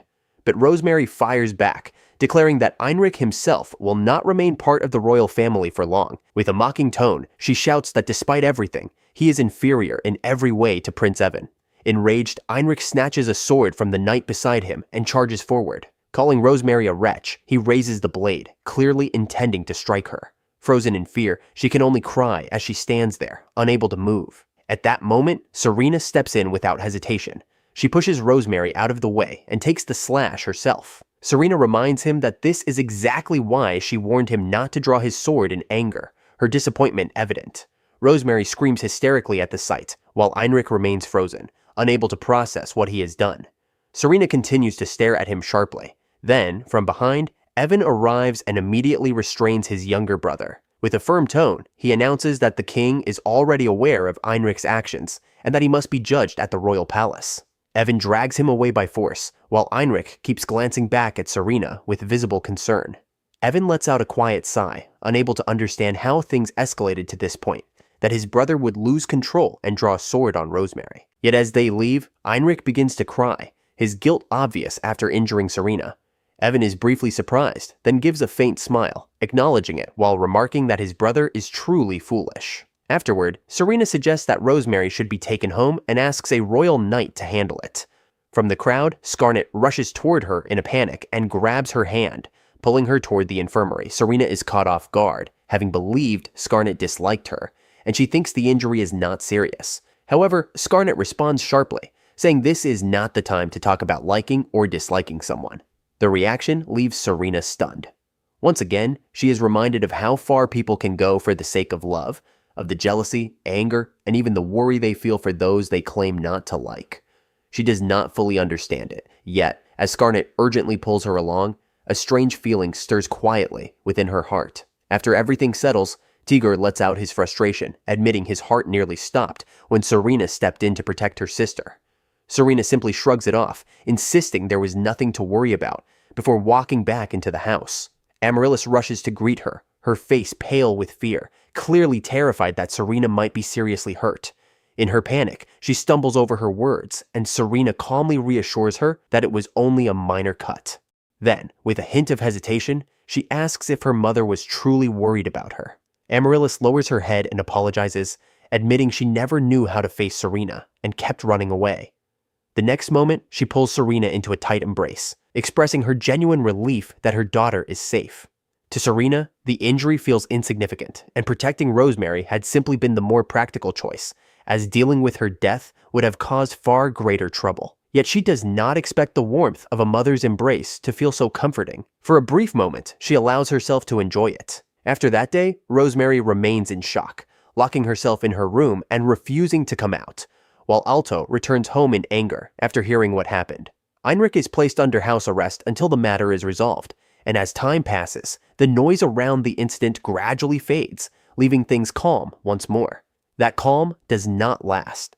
Standing in the courtyard with her arms crossed, Serena is informed that the royal concubine wishes to see her. Tigger steps forward, protesting that such a sudden summons is disrespectful, especially when Serena is about to leave for school. However, refusing a royal summons is not something Serena can simply do, and she knows she cannot avoid it. Despite the unease settling in her chest, she has no choice but to go. At the royal palace, she meets ℸ𝕒, ℕ𝕒's mother. ℸ𝕒 immediately asserts that as a noble, Serena should understand what is expected of her, especially when it comes to not bringing shame upon the royal family. Serena quickly realizes that ℸ𝕒 wants 𝔸𝕠𝕠 to withdraw his charges against ℕ𝕒, even though it was clearly ℕ𝕒's actions that caused public embarrassment. Calmly, Serena states that there must be some misunderstanding and makes it clear she has never disgraced the royal family. ℸ𝕒's anger rises at the implication that her son is at fault, but Serena remains composed, pointing out that such judgments are for the king to decide, not them. Enraged, ℸ𝕒 orders her to be silent, then mocks Serena's upbringing, suggesting her behavior stems from being raised in a family that adopted a commoner. Serena does not react as expected, and instead agrees that her mother's decisions are indeed unusual. With a faint, cunning smile, she counters that ℕ𝕒's behavior is far stranger, as a second prince who casually oversteps his authority. Provoked, ℸ𝕒 throws her hand fan at Serena, who effortlessly avoids it. ℸ𝕒 continues shouting, warning that the Violet House will face consequences for opposing the Heinz House, her own powerful family. Serena is well aware that her mother is not socially influential, but her father's business spans across nations. The Violet House holds strong ties with merchants and foreign nobility, making it far more powerful than it appears. ℸ𝕒's failure to grasp something so simple almost amuses her. Still, Serena only smiles politely and remarks that she looks forward to seeing just how mighty the Heinz-Markau household truly is, before leaving without another word. Behind her, ℸ𝕒, furious and flushed with anger, orders a servant to contact her parents immediately, determined to have the Violet House crushed into dust. Upon returning home, Serena collapses onto her bed, exhausted. Tigger brings her tea in an attempt to comfort her, but she suddenly sits up and asks him if he has ever been in love. The unexpected question causes him to drop the tray, freezing in place, before nervously asking if she has fallen for Prince Evan. Serena denies it, though she admits recent events have made her curious. She reasons that as the son of a concubine, ℕ𝕒 would logically see Rosemary as a convenient pawn to gain access to the ducal family's power, which explains why the engagement had been maintained despite his lack of affection.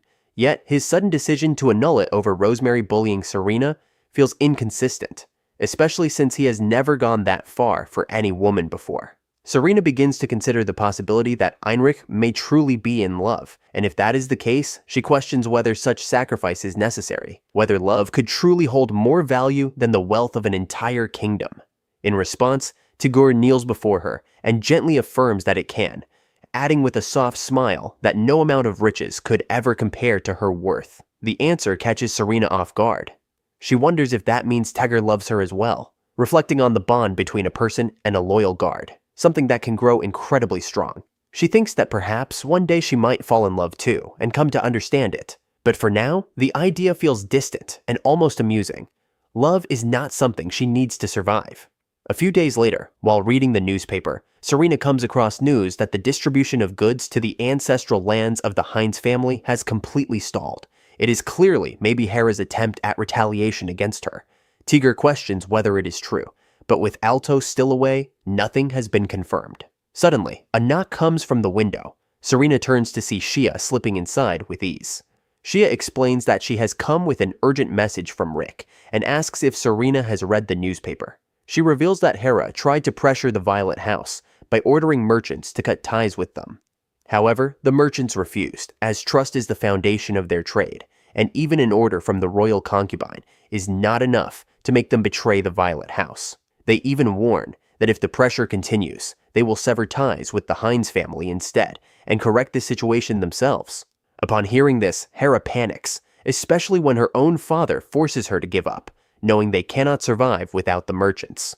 The realization that a royal concubine could be defied so openly fills her with fury.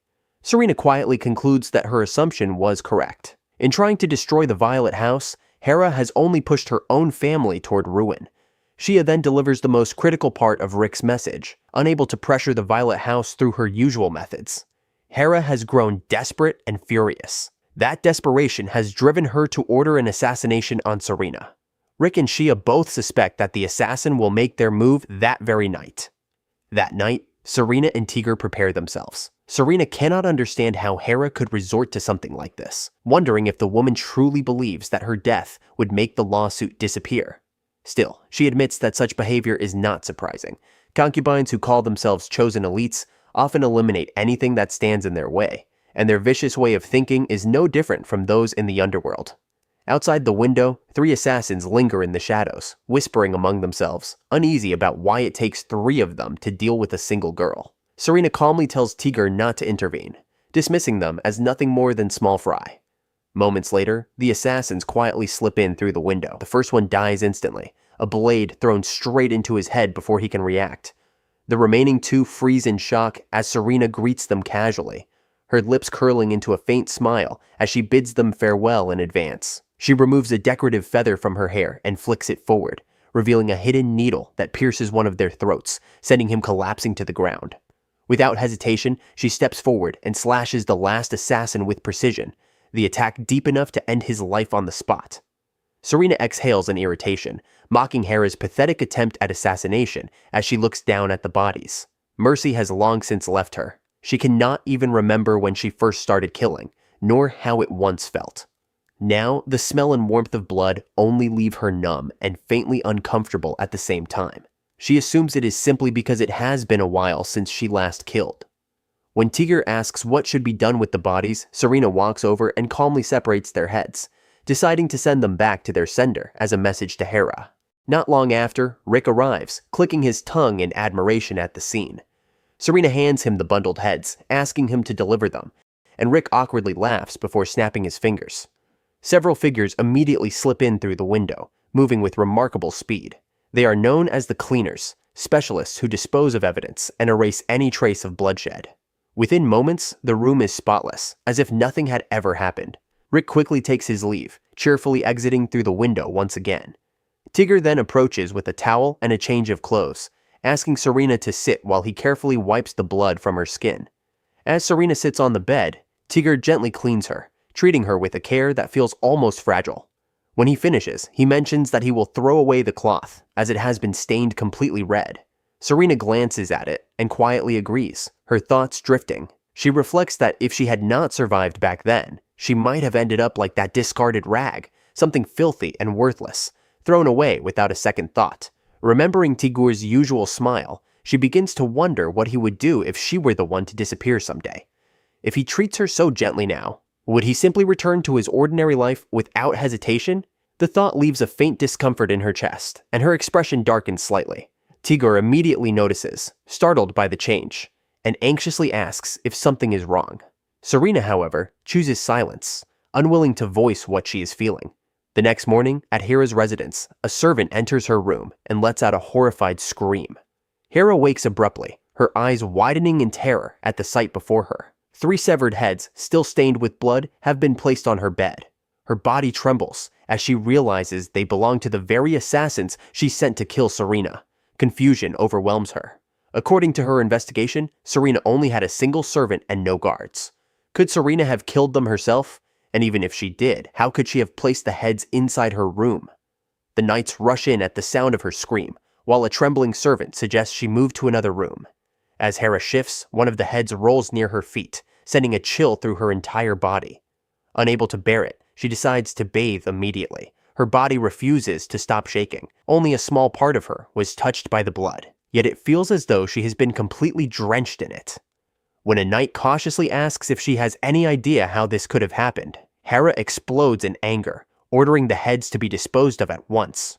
Rising abruptly, she harshly commands the servants to attend to her and helping her bath properly.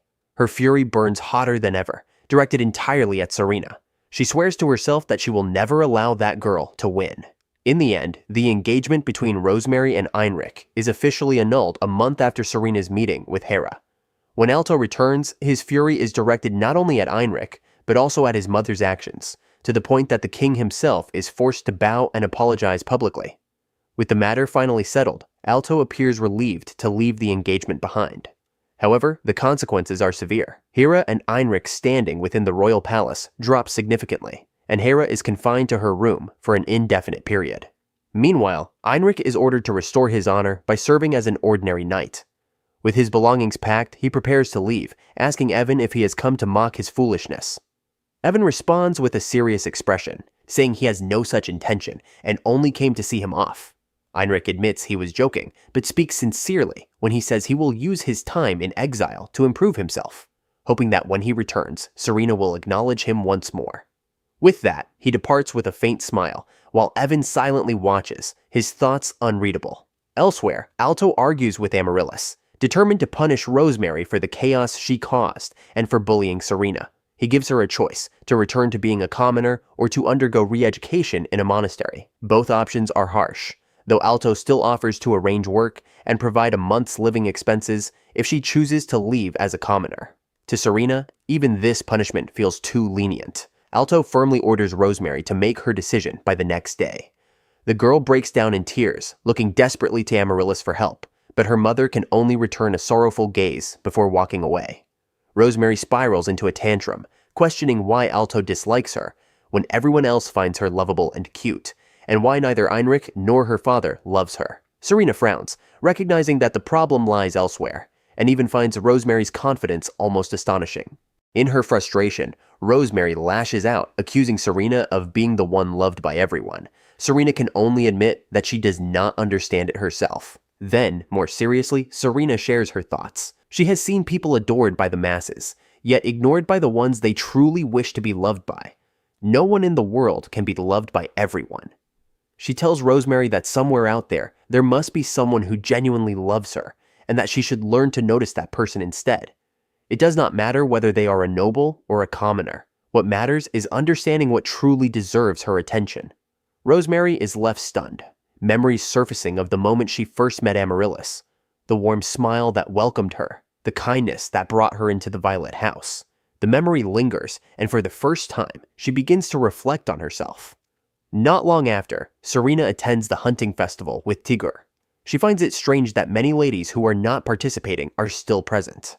Tigr explains that the event is also an opportunity for noblemen to gain attention by offering the spoils of their hunt to women they are interested in. Soon, Evan approaches and greets her warmly. Serena responds with equal politeness, while Tigr watches him with clear displeasure.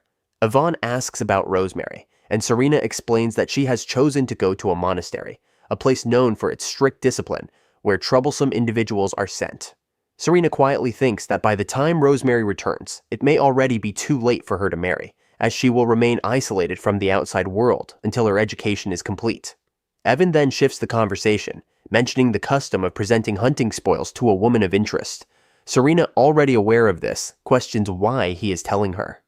In response, Evan gently brushes her hair and briefly presses a kiss against it, asking if she would accept his offering should he bring one back for her. Tigr immediately intervenes, roughly pulling Evan's hand away and claiming there was an insect in his lady's hair. The two exchange sharp looks once again, creating a tense atmosphere that feels all too familiar to Serena. After a brief farewell, Evan leaves. Not long after, Scarnet arrives, clearly displeased, after witnessing what appeared to be an intimate exchange. Serena sighs, explaining that they are merely acquaintances and that such conversation is normal. Scarnet remains unconvinced, insisting that their interaction did not look that simple. She warns Serena to be more careful, lest she end up like Rosemary. Two of Scarnet's companions mock the situation, claiming it was inevitable that a commoner should never have been raised to nobility, no matter how pitiful her circumstances were. They describe such people as greedy and ungrateful, taking noble charity for granted without ever expressing thanks. Serena responds by asking if they are referring to noblesse oblige, the supposed duty of the privileged. In her past, she had encountered nobles who treated her the same way, offering help out of pity. She had hated that feeling because it was they who chose to pity her, yet they also expected gratitude in return. With a sharp edge to her voice, she states that of course the poor would not feel thankful, especially when they never asked for help in the first place.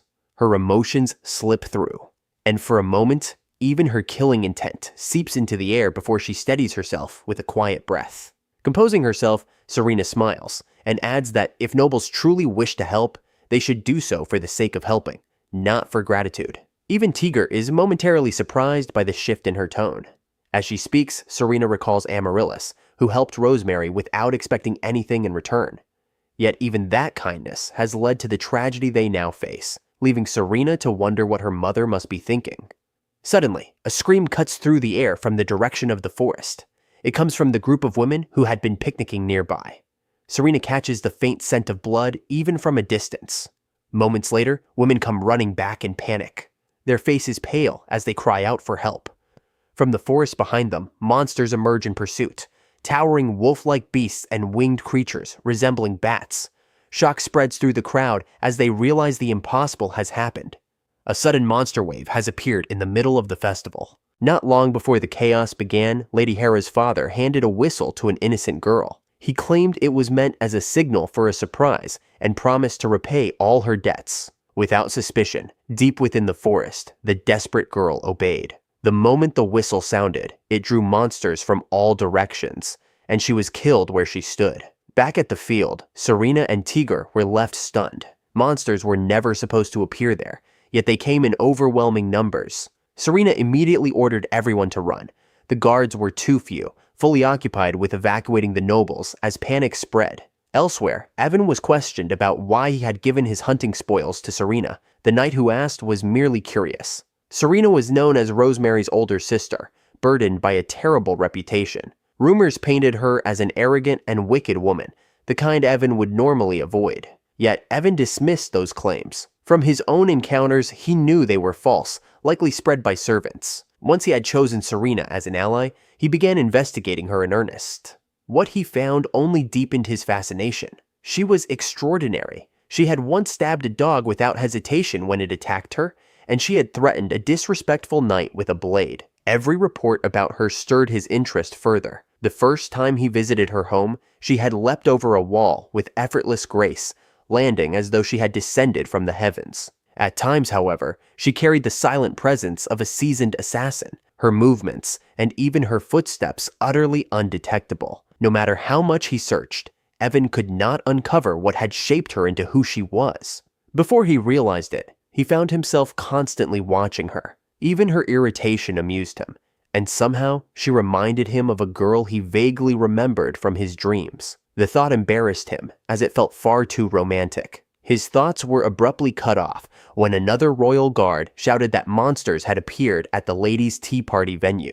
Evan immediately ordered reinforcements and medical support, but panic seized him when he thought of Serena. She was fiercely combative and recklessly brave. He feared she would choose to fight rather than flee. Unable to remain still, he rushed toward the field, hoping she was still alive. At the scene, Serena found herself confused by her own actions. She stood protecting Scarnet, dagger in hand, while the other girls had already fled and abandoned her. Serena had always placed herself above others, yet now she was fighting for someone who was nothing but a burden. Nearby, 𝕠𝕟𝕠𝕠 struggled desperately against the monsters, just as the knights did. The battlefield had descended into chaos. Women screamed, some wounded, others begging for help. Serena let out an irritated laugh. Turning her head away in a situation like this felt no different from suicide. A massive monster lunged at her, knocking her weapon from her grasp. Tigger shouted in alarm and forced himself forward, barely intercepting the creature's claws before they could reach his lady. Serena understood that even for Tigger, facing such a monster head-on was impossible. Without hesitation, she grabbed her fallen dagger and hurled it. The blade struck the monster's eye, drawing a pained roar. Skarnet trembled in terror, muttering that she did not want to die. Serena snapped at her to stand if she wished to survive. Shaken but desperate, Skarnet forced herself up. Serena exhaled. With Tigger buying time, there was a chance for Skarnet to escape. For a fleeting moment, she wondered if Evan was safe, only to catch herself in irritation. There was no reason for her to worry about anyone else. What happened to Evan should not matter. The same applied to Skarnet. If she died, it would simply be the consequence of her weakness. Serena despised this hesitation. With a sharp cry, she tore the feather ornament from her hair, revealing it as a hidden weapon. Frustration burned through her as she charged forward, convincing herself that she was not protecting anyone. She only needed to defeat the monster to escape. If Skarnet survived because of it, then so be it. She threw the weapon with precision, striking the monster's other eye and blinding it completely. As it thrashed in agony, Serena ordered Skarnet to run. But from behind her, the enraged creature lashed out, ready to tear her apart. Tigger once again rushed forward, wrapping himself around Serena to shield her. Her eyes widened in shock, certain he would die. Her heart pounded violently as she refused to accept that outcome. Yet what followed was even more unexpected. It was Evan who took the blow, his body intercepting the monster's claws as he protected both Tigger and Serena, leaving them frozen in stunned silence. More knights soon flooded the battlefield, swiftly cutting down the remaining monsters. As order was gradually restored, Evan, weakened by a deep wound, admitted that his body had moved before his mind could catch up. His gaze drifted toward Serena, faintly surprised to see such panic and pallor on her face. A weak smile formed as a quiet murmur let out, that perhaps he alone could draw out that expression from her. The idea filled him with a sense of happiness before his consciousness slipped away. The knights hurried into panic, calling for medics, while Serena remained frozen in place. Unaware of it, she clung tightly to Tigger. By all reason, she should have been the one to die, yet Tigger had stepped forward, and so had Evan. The memory of a knight from her past life surfaced, along with the question of what had become of the crown prince who fled. Had that sacrifice meant nothing at all? She could not decide if any life was truly worth such a price. One thing, however, felt certain. She herself was not worth that kind of sacrifice. She held back her tears in Tigger's embrace. Everything that followed blurred together. The situation eventually came under control, and with Tigger's support, Serena somehow made her way back home. Rick was already waiting there, bringing news that ignited a surge of anger within her. That night, Lady Hera simmered with frustration. Serena's survival had not been part of the plan. Everything had been arranged perfectly, with no evidence leading back to her. The only loose end was the monster-luring whistle she had purchased. Yet, even that had been handled through multiple intermediaries. Even if it were discovered, the testimony of underworld figures would hardly be trusted. Though she dismissed the risk, her irritation remained, and she began plotting Serena's next death. A knock suddenly broke the silence as Rick entered, his cold expression catching her off guard. He revealed the whistle and stated his intent to return it. Hera feigned ignorance, denying any knowledge of the object, but Rick calmly explained that those in the underworld were cautious by nature. To protect themselves, they secured undeniable evidence. Because Hera had so easily discarded her pawns, they had confessed just as easily. His sharp gaze never wavered, as he added that the king would soon learn everything, and she would not escape execution. Trembling, Hera realized that the rumors of Rick's ties to the underworld had been true. Desperation took over as she pleaded for her life, promising anything in exchange for freedom, convinced she could at least sway him. Instead, Rick shoved her aside, stating that she had chosen the wrong person to appeal to.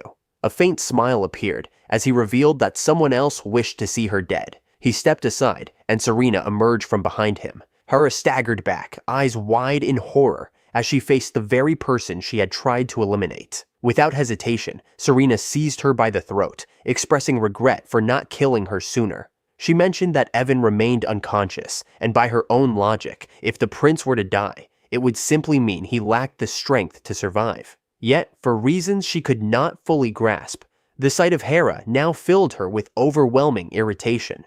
As Hera broke into tears, realization dawned upon her. Serena must have been the one who killed the assassins before. It also became clear that, with someone like Rick cooperating, it was no wonder an assassin could reach her room so easily. Serena let out a quiet scoff, admitting that she might care about Evan more than she'd expected. The thought of someone like Hera laying hands on him disgusted her. Regret consumed Hera as she realized she had crossed a line she never should have touched. Serena's smile widened as she warned her to remember her place. The next morning, Rick delivered a full report to the King of Astra, Rodriguez, detailing Hera's crimes along with solid evidence. The king's fury was immediate as he ordered the captain of the knights to arrest her without delay, while Rick simply observed in silence. When the knights arrived at Hera's residence, they found her sitting motionless on the floor of her room. Her expression was hollow, frozen in terror. She was already dead. Chaos spread throughout the mansion as panic and gossip erupted in equal measure. The news quickly reached Serena. She already knew Hera's body would have been discovered by now. At that moment, Serena remained in Evan's room, with 𝔸𝕟 standing by her side. She could not understand why the prince had yet to regain consciousness. Humans felt strange to her. Some were willing to end lives for their own gain without hesitation, while others, like Evan and 𝔸𝕟, did the opposite. They could have chosen to protect themselves that day, yet they stepped into danger instead. The reasoning behind such actions eluded her. 𝔸𝕟 offered no answer. Instead, he softly called out to his lady and offered her some fruit, reminding her that she had not eaten since the previous day. Rick entered the room soon after, scolding Serena for neglecting her meals and warning that she would collapse at this rate. She turned toward him and quietly thanked him for allowing her to stay at the palace. Rick only laughed, remarking that he had not expected her to care so much about Evan. Serena immediately denied it, insisting they were merely business partners. With Heinrich's engagement to Rosemary already annulled, she had no further need for Evan. Rick's smile lingered as he pointed out that Evan had been willing to risk his life to protect her, proof that she held great importance to him.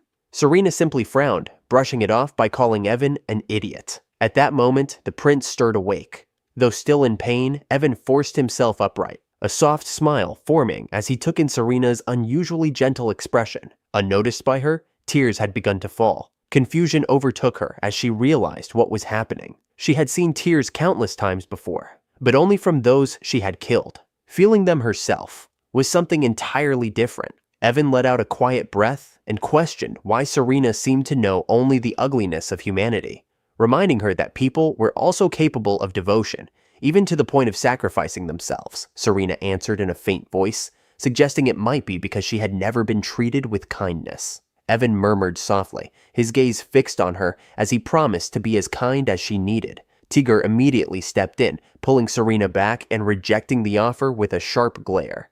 Rick, watching the two men clash over her, burst into unrestrained laughter. A few months after the hunting festival, Hera's crimes were exposed to the public. The royal family denied her burial within their tombs and stripped her of all dignity, treating her as nothing more than a criminal. Her family lost their standing, and her father was executed. Scarnet and her parents came forward with apologies for their past behavior, expressing gratitude to Serena for saving her life. Though Serena still could not fully understand why she had acted as she did that day, she found herself somewhat enjoying her growing friendship with Scarnet. Meanwhile, Evan recovered completely, his injuries leaving no lasting effects, and he was officially named heir to the throne in a grand ceremony held only days earlier. Now, for reasons she could not quite define, Serena accompanied him on a walk across the field. Evan expressed his happiness at being able to spend time like this with her, though he also mentioned that the identity of Hera's killer remained unknown.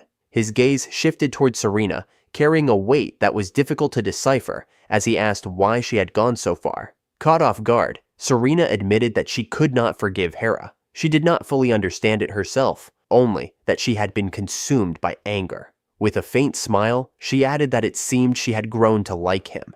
Evan was startled, ready to confess that he felt the same. But Serena continued, describing him as something like her favorite toy. She had thought about it for some time, recalling how a child once reacted in fury when a toy was taken away. It seemed similar to what she had felt then. Deep down, Serena did not entirely understand why she liked Evan. Perhaps it was because he did not behave like other nobles, or perhaps it was because he reminded her of a knight from her past life. Even so, she did not believe she valued him all that highly, only that she liked him in her own way. Evan felt a sharp sense of disappointment at her conclusion and questioned how she had arrived at such reasoning. Serena explained that she had once asked Tigger, and his answer had made sense to her. The thought alone irritated Evan, who could almost picture Tigger's triumphant expression. Serena then requested that Evan never again act as recklessly as he had before. Evan agreed, but only if she made the same promise. She crossed her arms, conceding that she would at least try. Evan let out a heavy sigh, realizing he would need to put in far more effort, while Serena misunderstood, assuming he was referring to combat. She added a quiet note of gratitude for being saved, offering her help in return whenever he might need it. The sincerity of her words caught Evan off guard, and laughter escaped him, so intense that it sent pain through his still recovering body. When he finally calmed, he remarked that he might take her up on that offer.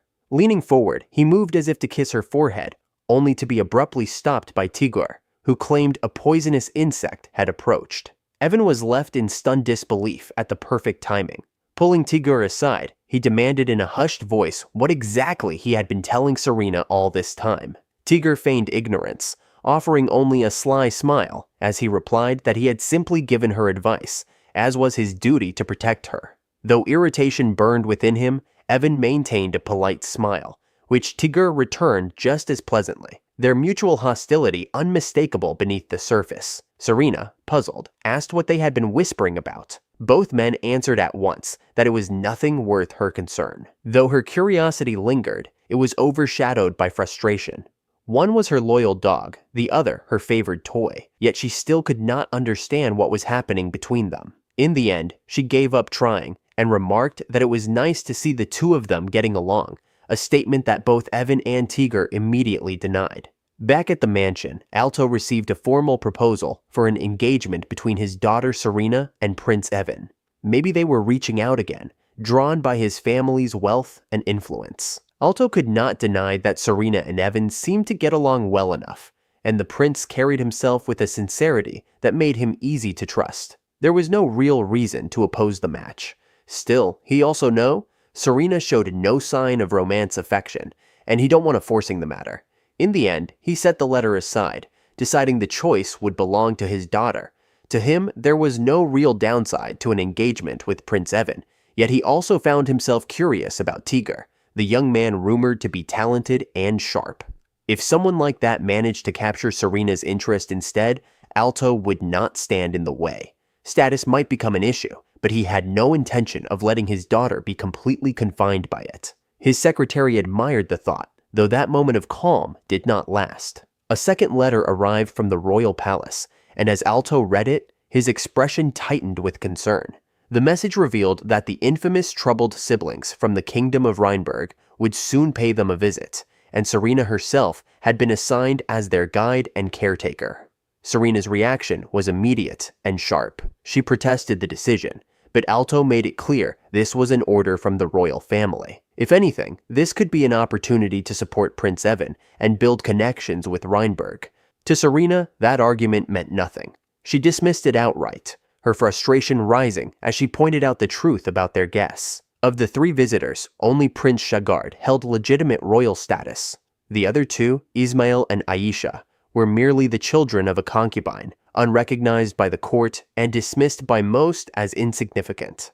Drawing from information she had uncovered during a past case, Serena recalled the tangled history behind them. Prince Rain, the sole son of Reinberg's king, had once proposed to Lady Shara, and for a time their relationship seemed genuine. Their union produced Shagard, the first prince. Then everything unraveled. Rain suddenly introduced twins, claiming them as his children as well. Bored of Shara, he had taken Lady Anita, the daughter of a viscount, as his lover. Shara endured in silence until that moment, but the revelation shattered whatever patience she had left. Rain insisted Anita was more than a mistress and demanded that the twins be officially recognized. Shara refused, knowing it would ignite a conflict over the throne.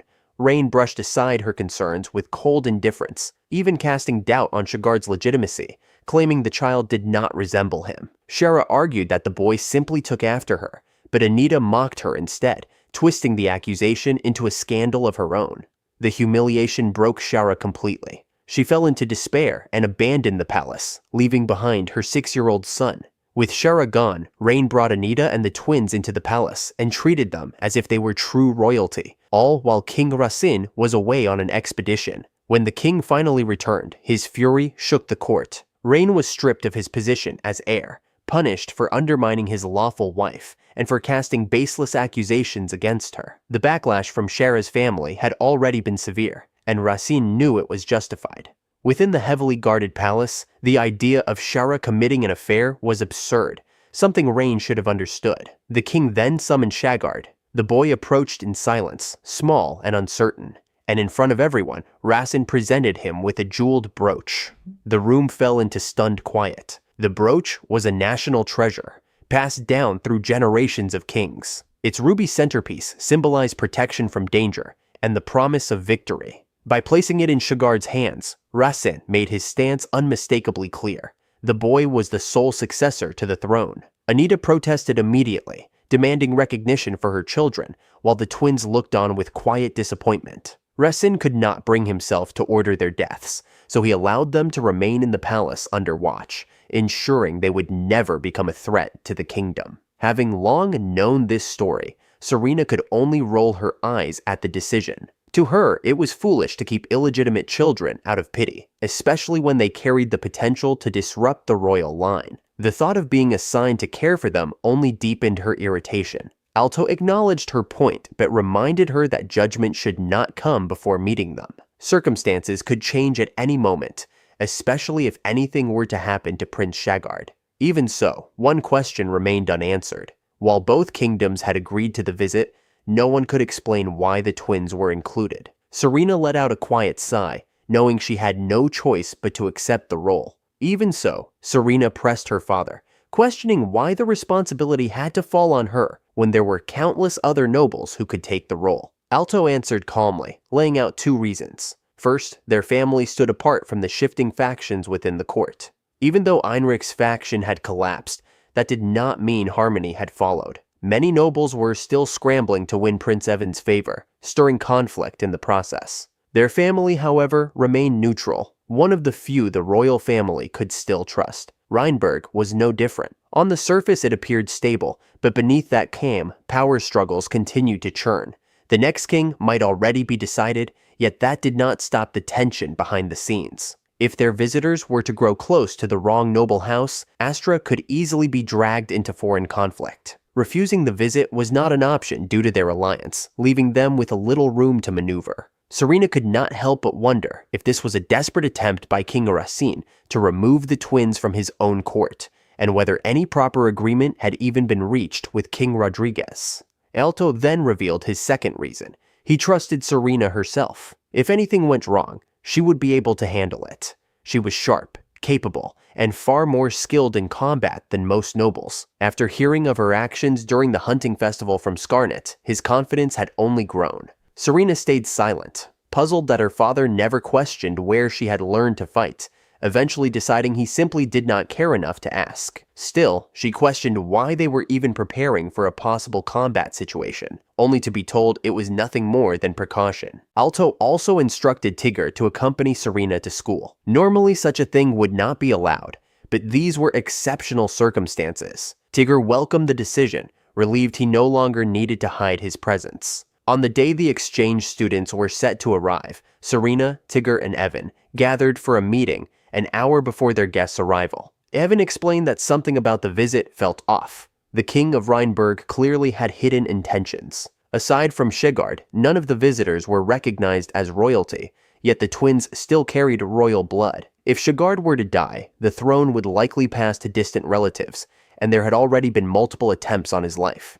The situation had spiraled far beyond control. Serena questioned whether King Racine would not provide his heir with the highest level of protection or prepare suitable candidates from branch families as a safeguard. Evan admitted that such candidates would be distant and perhaps deliberately avoided. Serena scoffed at the logic. Capability should matter more than blood proximity. Yet Evan only laughed, amused by her uncommon perspective for a noble, suggesting that the future might prove her right. Returning to the matter at hand, Evan revealed what he believed to be Racine's true plan. The king intended for Ismail and Aisha to cause enough trouble during their stay that they would disqualify themselves as potential heirs. Serena found the idea strange, realizing it meant allowing them to act freely, documenting their behavior, and eventually filing a formal complaint back to Reinberg.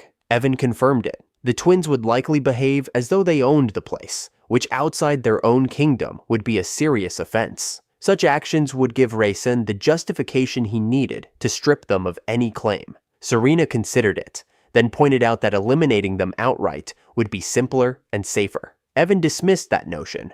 It would damage the king's reputation, and morally, Racine could not bring himself to do it. The plan, while indirect, carried a cruel logic. For nobles, being cast out held a fate worse than death.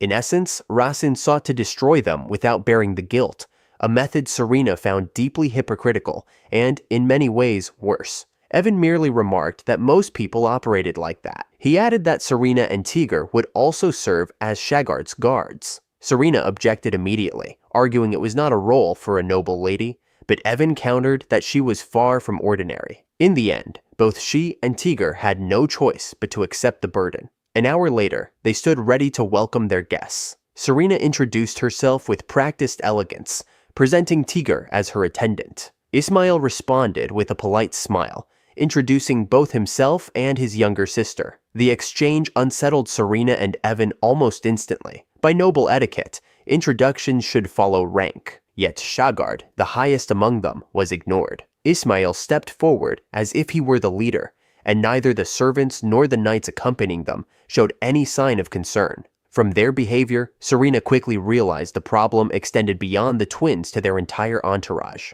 A quiet sigh escaped her. Since when had they become a place for others to discard their problems? Worse still, no one seemed interested in acknowledging Shagard at all, an act that would be considered openly disrespectful in Astra. Before the tension could deepen, Evan stepped forward. He approached Shagard directly and extended his hand. The prince hesitated, surprised, before accepting the gesture. Evan spoke in a casual manner, emphasizing that they stood as equals and expressing hope for future cooperation between their kingdoms. Relief softened Shagard's expression, gratitude flickering through him. Serena understood immediately. This was Evan's response to Ismail's earlier rudeness, a subtle but firm assertion of true status. The twins watched with clear displeasure, their expressions tightening. Back at the palace, Evan advised Serena and 𝔸𝕟 to rest before the evening's welcoming party. As they prepared to leave, Aisha emerged from behind a pillar and approached him with a practiced sweetness. She asked if Evan would serve as her escort for the event. Irritation flickered beneath Evan's composed exterior. The request was improper, and he suggested she attend with her brother instead. Unfazed, Aisha turned to Serena, asking if Evan could accompany her. Serena held no authority to refuse. Taking that silence as approval, Aisha's satisfaction was immediate, convinced she had secured Serena to her side. Evan refused once again, citing the clear difference in their standing, but Aisha showed no sign of backing down. Instead, she shifted her approach, asking if she could address him by name alone.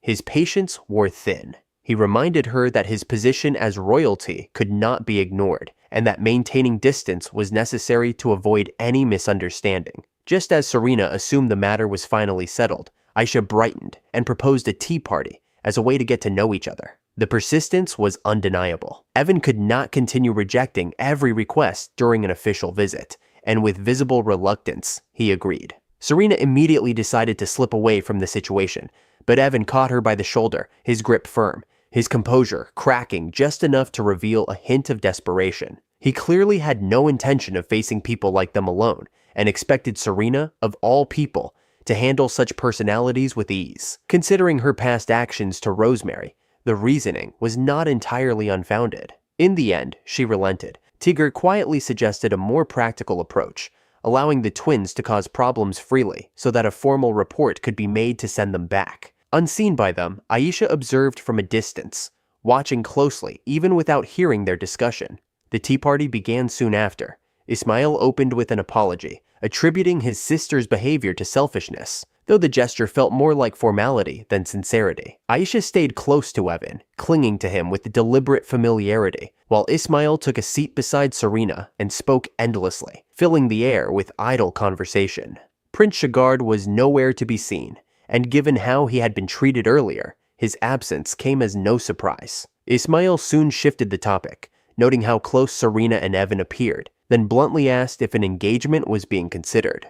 Serena responded that such matters were left to her parents, making it clear the question itself was inappropriate. Evan's irritation surfaced as well, reminding him that personal inquiries like that were unacceptable, especially during a diplomatic visit. 𝔸𝕝𝕦 apologized at once, offering the excuse that he was under pressure to find a partner. Evan answered with a polite smile, remarking on the distance between their countries. But 𝔸𝕝𝕦 countered that the distance did not seem so great given their current presence. Evan's reply remained calm, yet edged with meaning, acknowledging the point while hinting that the situation was not so simple. Their exchange ended in silence, both smiling, yet the tension between them was unmistakable. Suddenly, Aisha requested a private conversation with Evan and turned to Serena as if seeking approval. Serena replied that if it came as Evan's decision, there would be no issue. Aisha pressed further, asking if a polite request alone would not suffice.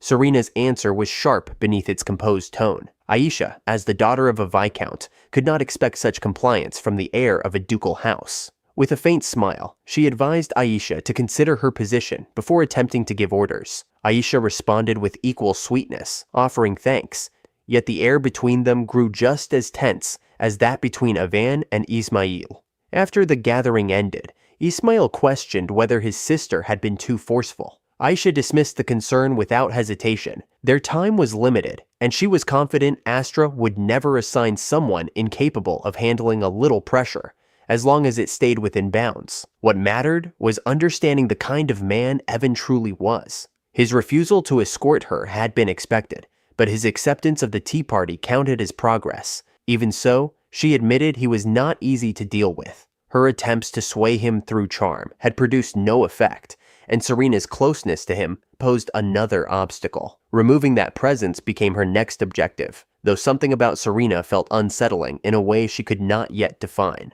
When Ismail asked if she was capable of winning Evan over, Aisha answered with complete confidence. She leaned into her brother, her tone shifting as she spoke of how easily others fell for her usual tactics, how quickly they changed when faced with calculated affection. Beneath that confidence, however, there was a flicker of disdain. To her, most men were disgusting and weak, though she made it clear her brother stood apart from them.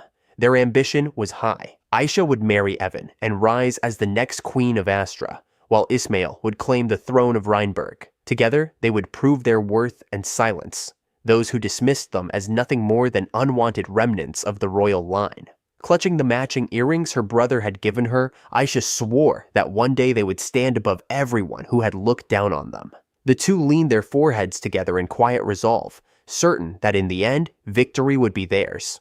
About 10 years ago, Ismail and Aisha were still sweet, well-behaved children who clung tightly to the praise of their parents. Their father, Rein, never held back his admiration and constantly showered the twins with exaggerated compliments. The day they first arrived to live inside the palace should have been exciting, yet the maids openly stared at the twins with visible dislike, making both children nervous and frightened at the same time. Rein seemed completely unaware of the hostility around them and remained grateful that their family had been allowed to stay in the palace at all. Confused by the cold treatment, Aisha quietly wondered why everyone disliked them so much. Ismail assumed it was because they did not behave like proper royalty. From that day on, the twins decided to become more like their father, believing the people around them would finally accept them. But one accidental glimpse from the window only deepened their frustration. 𝔸𝕟𝕠𝕠, their gloomy and awkward half-brother, was being treated kindly by the palace maids. The twins had never liked him. He was quiet, strange, and painfully boring to be around, so they usually ignored him whenever possible. To them, it made no sense that someone who barely acted like a prince received warmth while they were met with disgust. When 𝔸𝕟𝕠 noticed the twins watching him, both children immediately looked away with obvious annoyance before leaving. Years passed, and the twins grew into hard-working teenagers, desperate to prove themselves worthy of the throne. They spent countless hours buried in the library. Anita constantly reminded them to continue their dance lessons, no matter how busy they became. In her eyes, the twins had to become the future rulers of the kingdom. The expectation was crushing, yet neither Aisha nor Ismail dared to resist. The dance lessons became unbearable, and even after hours of practice, Ismail still had to continue sword training late into the evening. Despite the endless exhaustion, he refused to give up. 𝔸𝕟𝕤 was training just as hard, and Ismail was determined to make sure his half-brother looked unfit for the throne. He wanted to present himself as the superior choice in every possible way. Even when he felt ready to collapse, he continued encouraging Aisha, reminding her that they already surpassed 𝔸𝕟𝕤 in knowledge, manners, and royal behavior. If they kept improving, surely their father would finally be proud of them. Aisha forced herself to smile whenever she heard her parents praising them. But deep inside, bitterness continued to grow. Even after years of relentless effort, nobody in the palace acknowledged how hard they worked. The nobles still treated her with open cruelty. At social gatherings, young noblewomen would intentionally spill drinks across her dress before laughing mockingly to her face.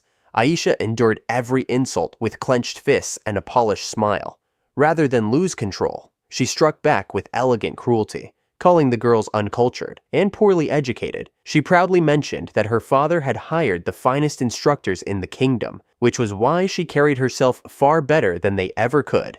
The moment Rain's name entered the conversation, the girls noticeably stiffened.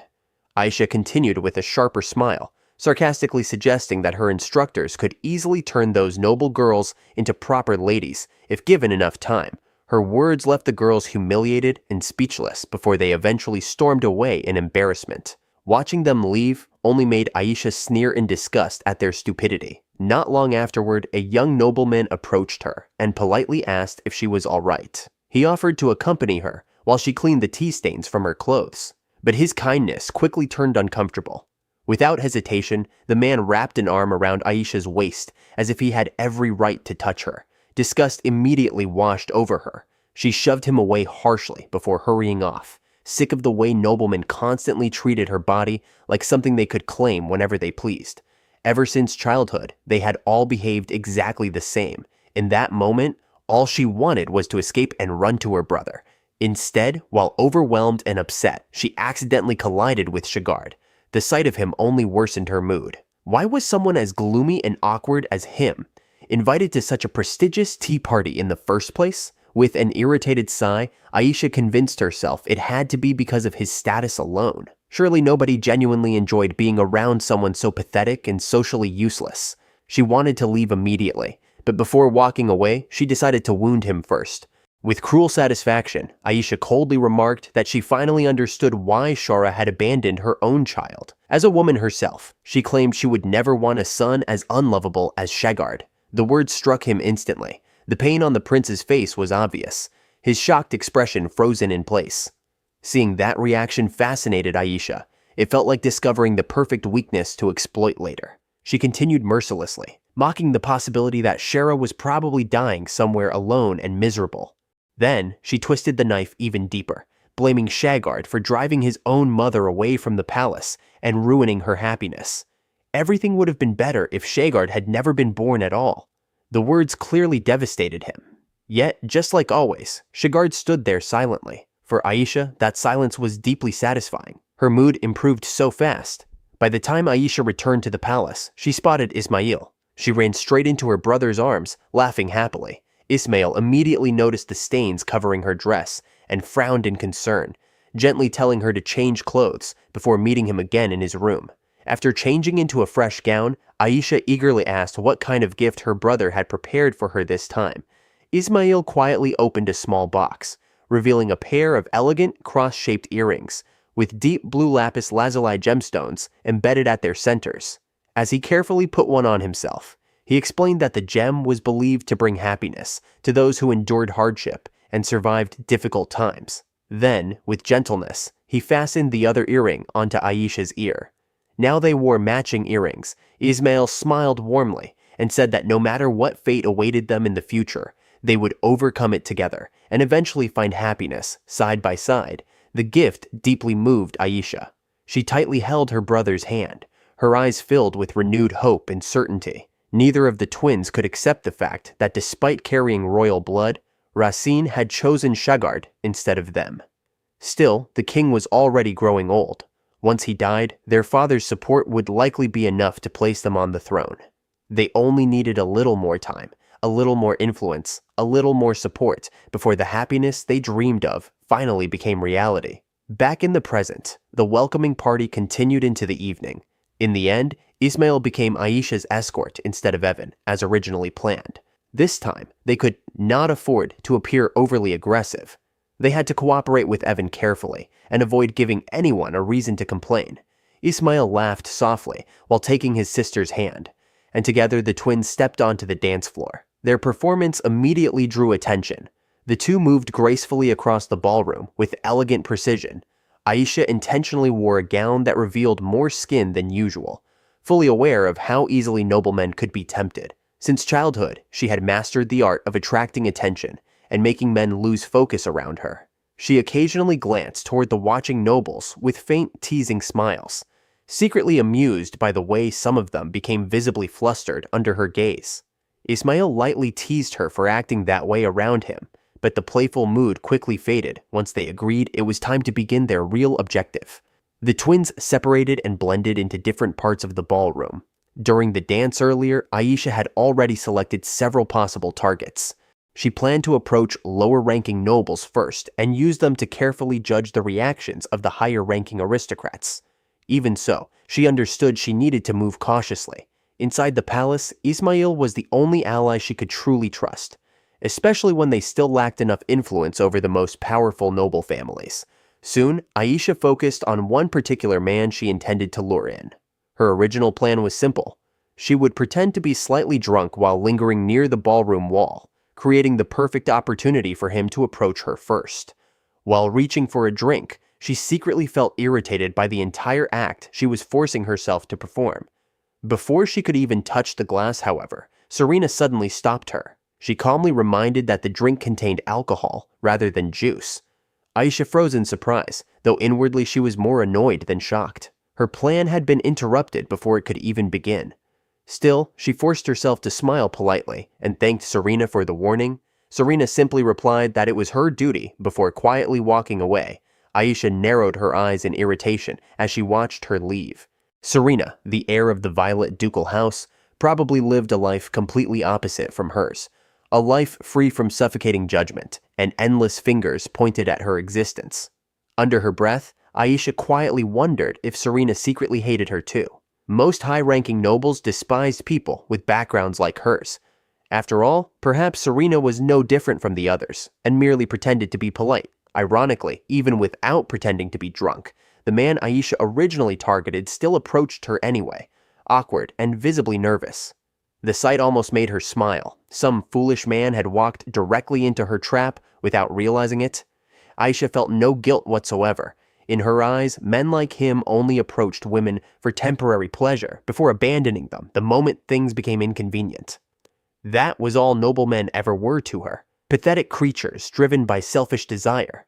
The next day, deep beneath the royal palace, Serena walked through a hidden underground passage alongside Tigger and Shia. As they moved through the dim corridors, Serena quietly complained about the troublesome royal twins and the chaos they had already begun causing. Eventually, the group stopped in front of a heavy metal door concealed within the stone walls.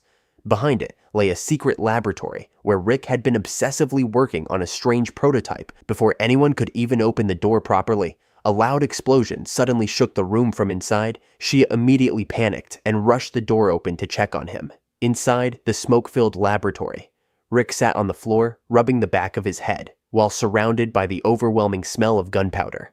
Thankfully, he appeared completely unharmed. According to him, the explosion had only been a minor mistake during testing. Despite the mess around him, Rick looked unusually excited. With bright eyes, he asked for her opinion of the prototype he had personally designed. Rick proudly called it a flintlock pistol. The weapon could fire a single deadly shot capable of killing someone from a distance. Although its accuracy was worse than a crossbow, he asked Serena to test it during a simple mission. Unfortunately, Serena immediately declared the weapon nearly useless. Rick stared at her in disbelief, visibly crushed after expecting praise for his invention. Serena calmly explained that while the concept itself was indeed revolutionary, the gun was almost impossible to use for actual assassinations. The sound alone was far too loud. Carrying ammunition created additional problems, and reloading the weapon took an absurd amount of time.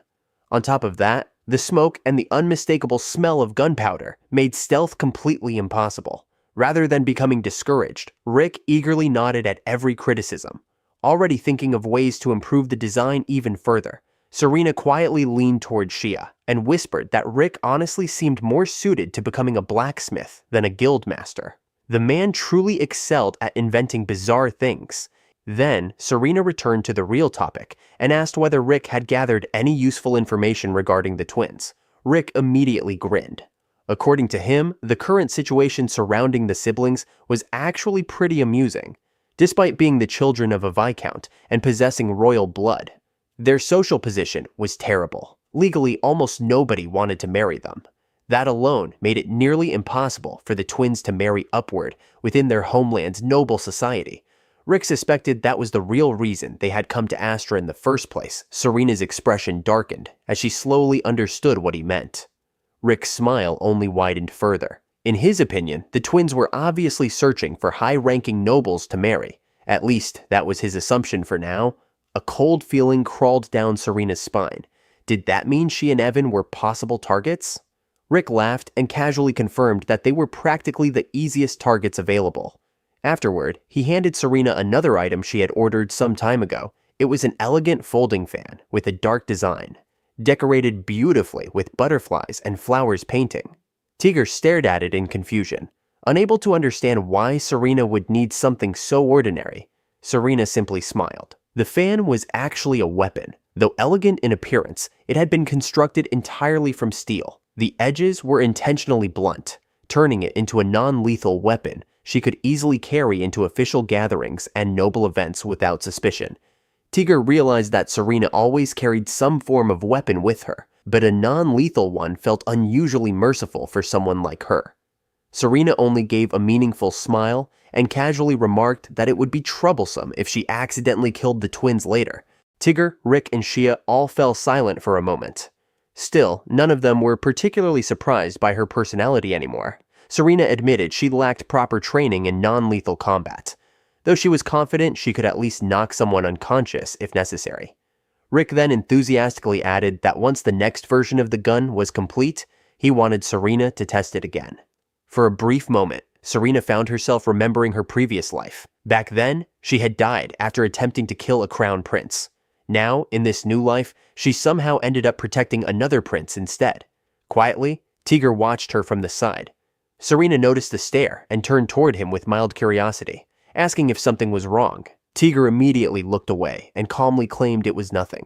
Not long after, Serena prepared to leave the laboratory. Before she departed, Rick reminded her to be careful and avoid injuring herself while using the new weapon. Serena responded with a calm smile and a simple nod before walking away. The following morning at school, Skarnet hurried towards Serena with visible excitement. Her cheerful expression quickly shifted into surprise when she noticed Tigger entering alongside Serena. With polite composure, Tigger introduced himself properly, while Skarnet energetically declared herself Serena's best friend without hesitation. Soon afterward, Skarnet eagerly asked about the royal guests who had recently arrived. Serena explained that there would be an official welcome ceremony held inside the auditorium, so everyone would be able to see them soon enough. When the event finally began, the first person to step onto the podium was 𝔸𝕝𝕝. The crown prince introduced himself briefly in a calm voice, then immediately stepped down from the stage without delivering any grand speech at all. The atmosphere inside the auditorium turned awkward almost immediately after 𝔸𝕝𝕝's introduction. His speech had been so brief and emotionless that it left an uncomfortable silence hanging in the air. Even Skarnet frowned slightly, confused by how the crown prince carried himself with such a gloomy and unenthusiastic presence. Evan quickly cleared his throat and let out a small laugh, forcing the tension to ease, before calling the twins forward for their turn. Unlike 𝔸𝕝𝕝, Ismail and Aisha stepped onto the stage with bright confidence. Their introductions were warm, polished, and deliberately engaging. Ismail wore a flashy, attention-grabbing suit that reflected his pride, while Aisha appeared in a slightly revealing dress, chosen with intention rather than modesty.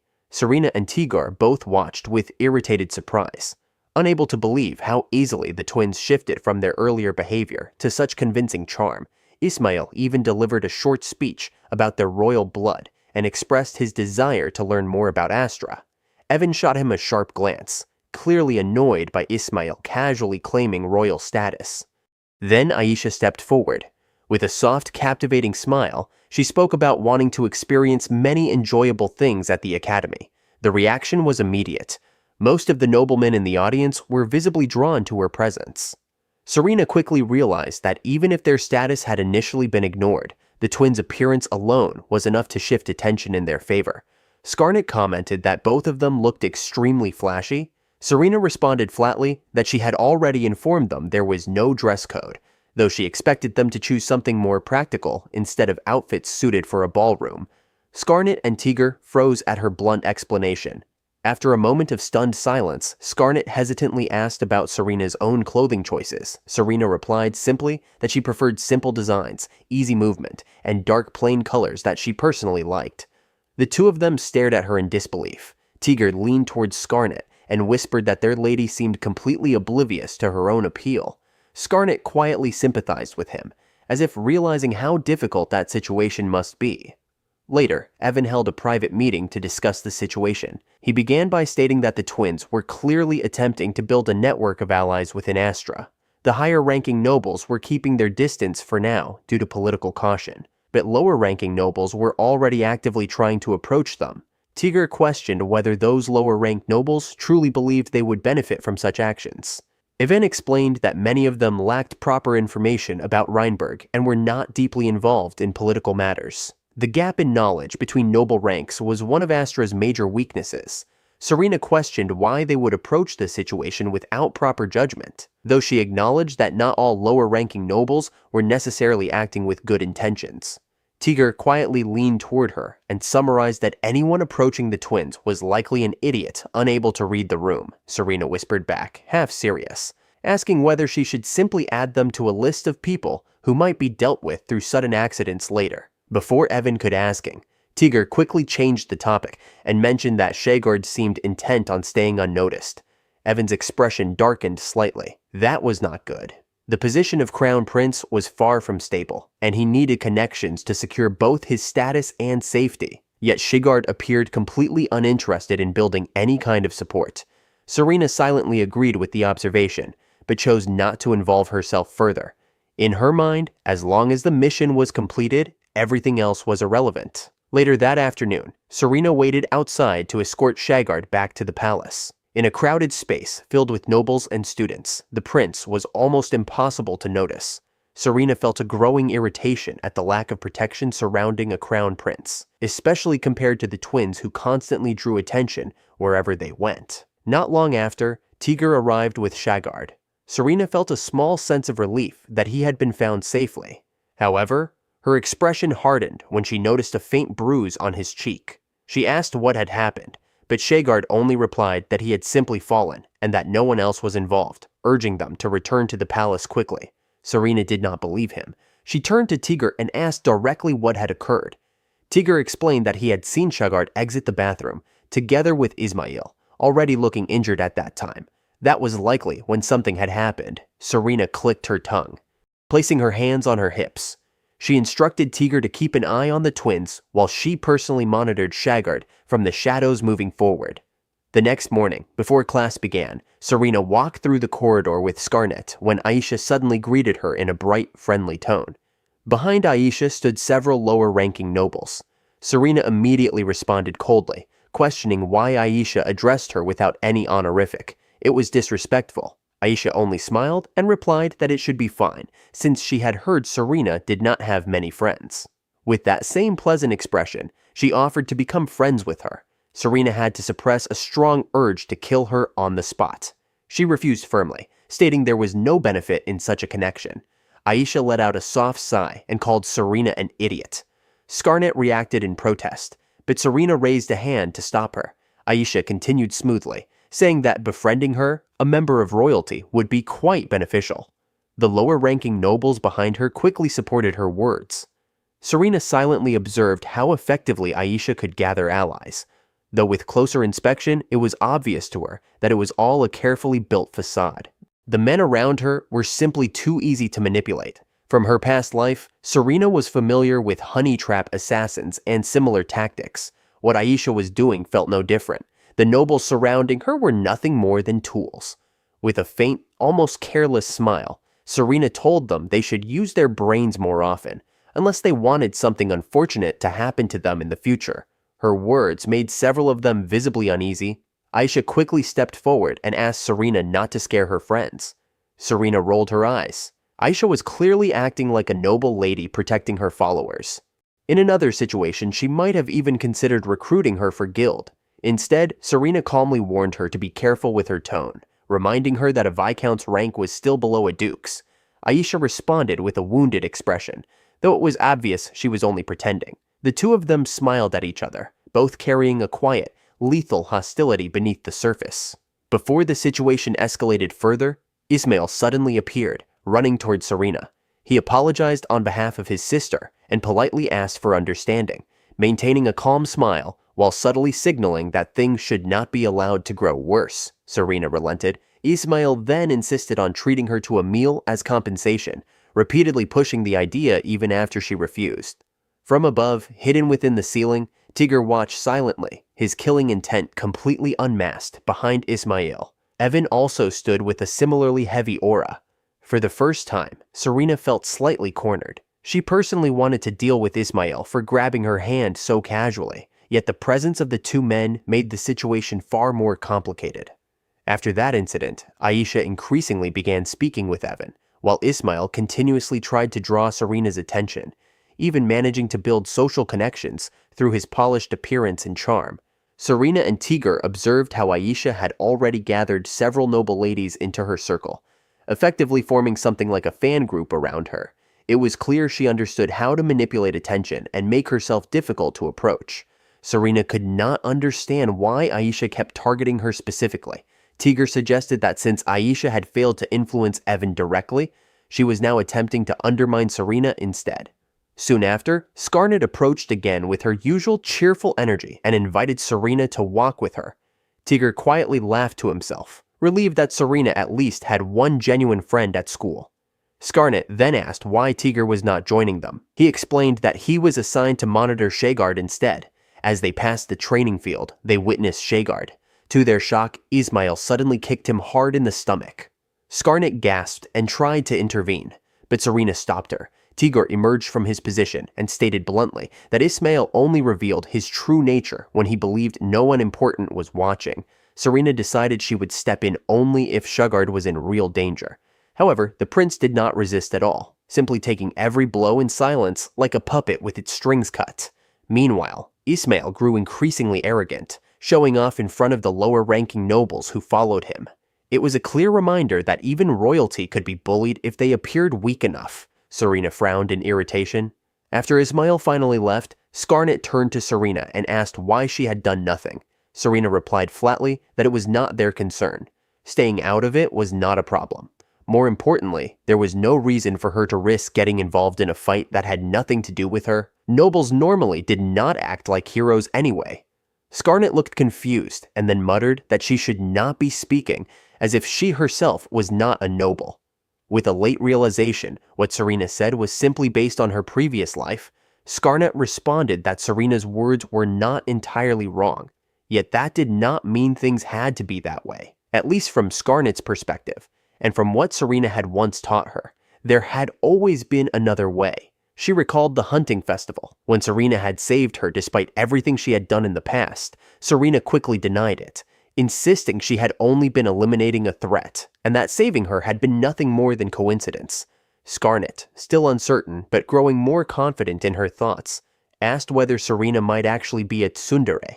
The question struck Serena unexpectedly. Skarnet continued anyway, pointing out that she clearly had the chance to escape back then, but chose not to. Serena snapped, demanding stop the talking, clearly uncomfortable, as though those words were pushing her away from her usual self. In the end, she insisted she had only acted out of necessity, choosing to ignore Ismail's actions due to certain circumstances, and that it was pointless to exert effort for someone who lacked even the courage to defend himself. She then walked away, leaving Skarnet watching her retreating figure, struck by how quickly her warmth had shifted into something cold and distant. It left Skarnet unsettled, as though Serena herself did not fully understand who she was. A noble daughter should have lived a life of ease and clarity. Yet, Serena often felt fractured, almost distorted. Scarnet exhaled in confusion, wondering who Serena Violet truly was beneath it all. Meanwhile, 𝔸𝕟𝕤 remained seated in the field, injured and silent.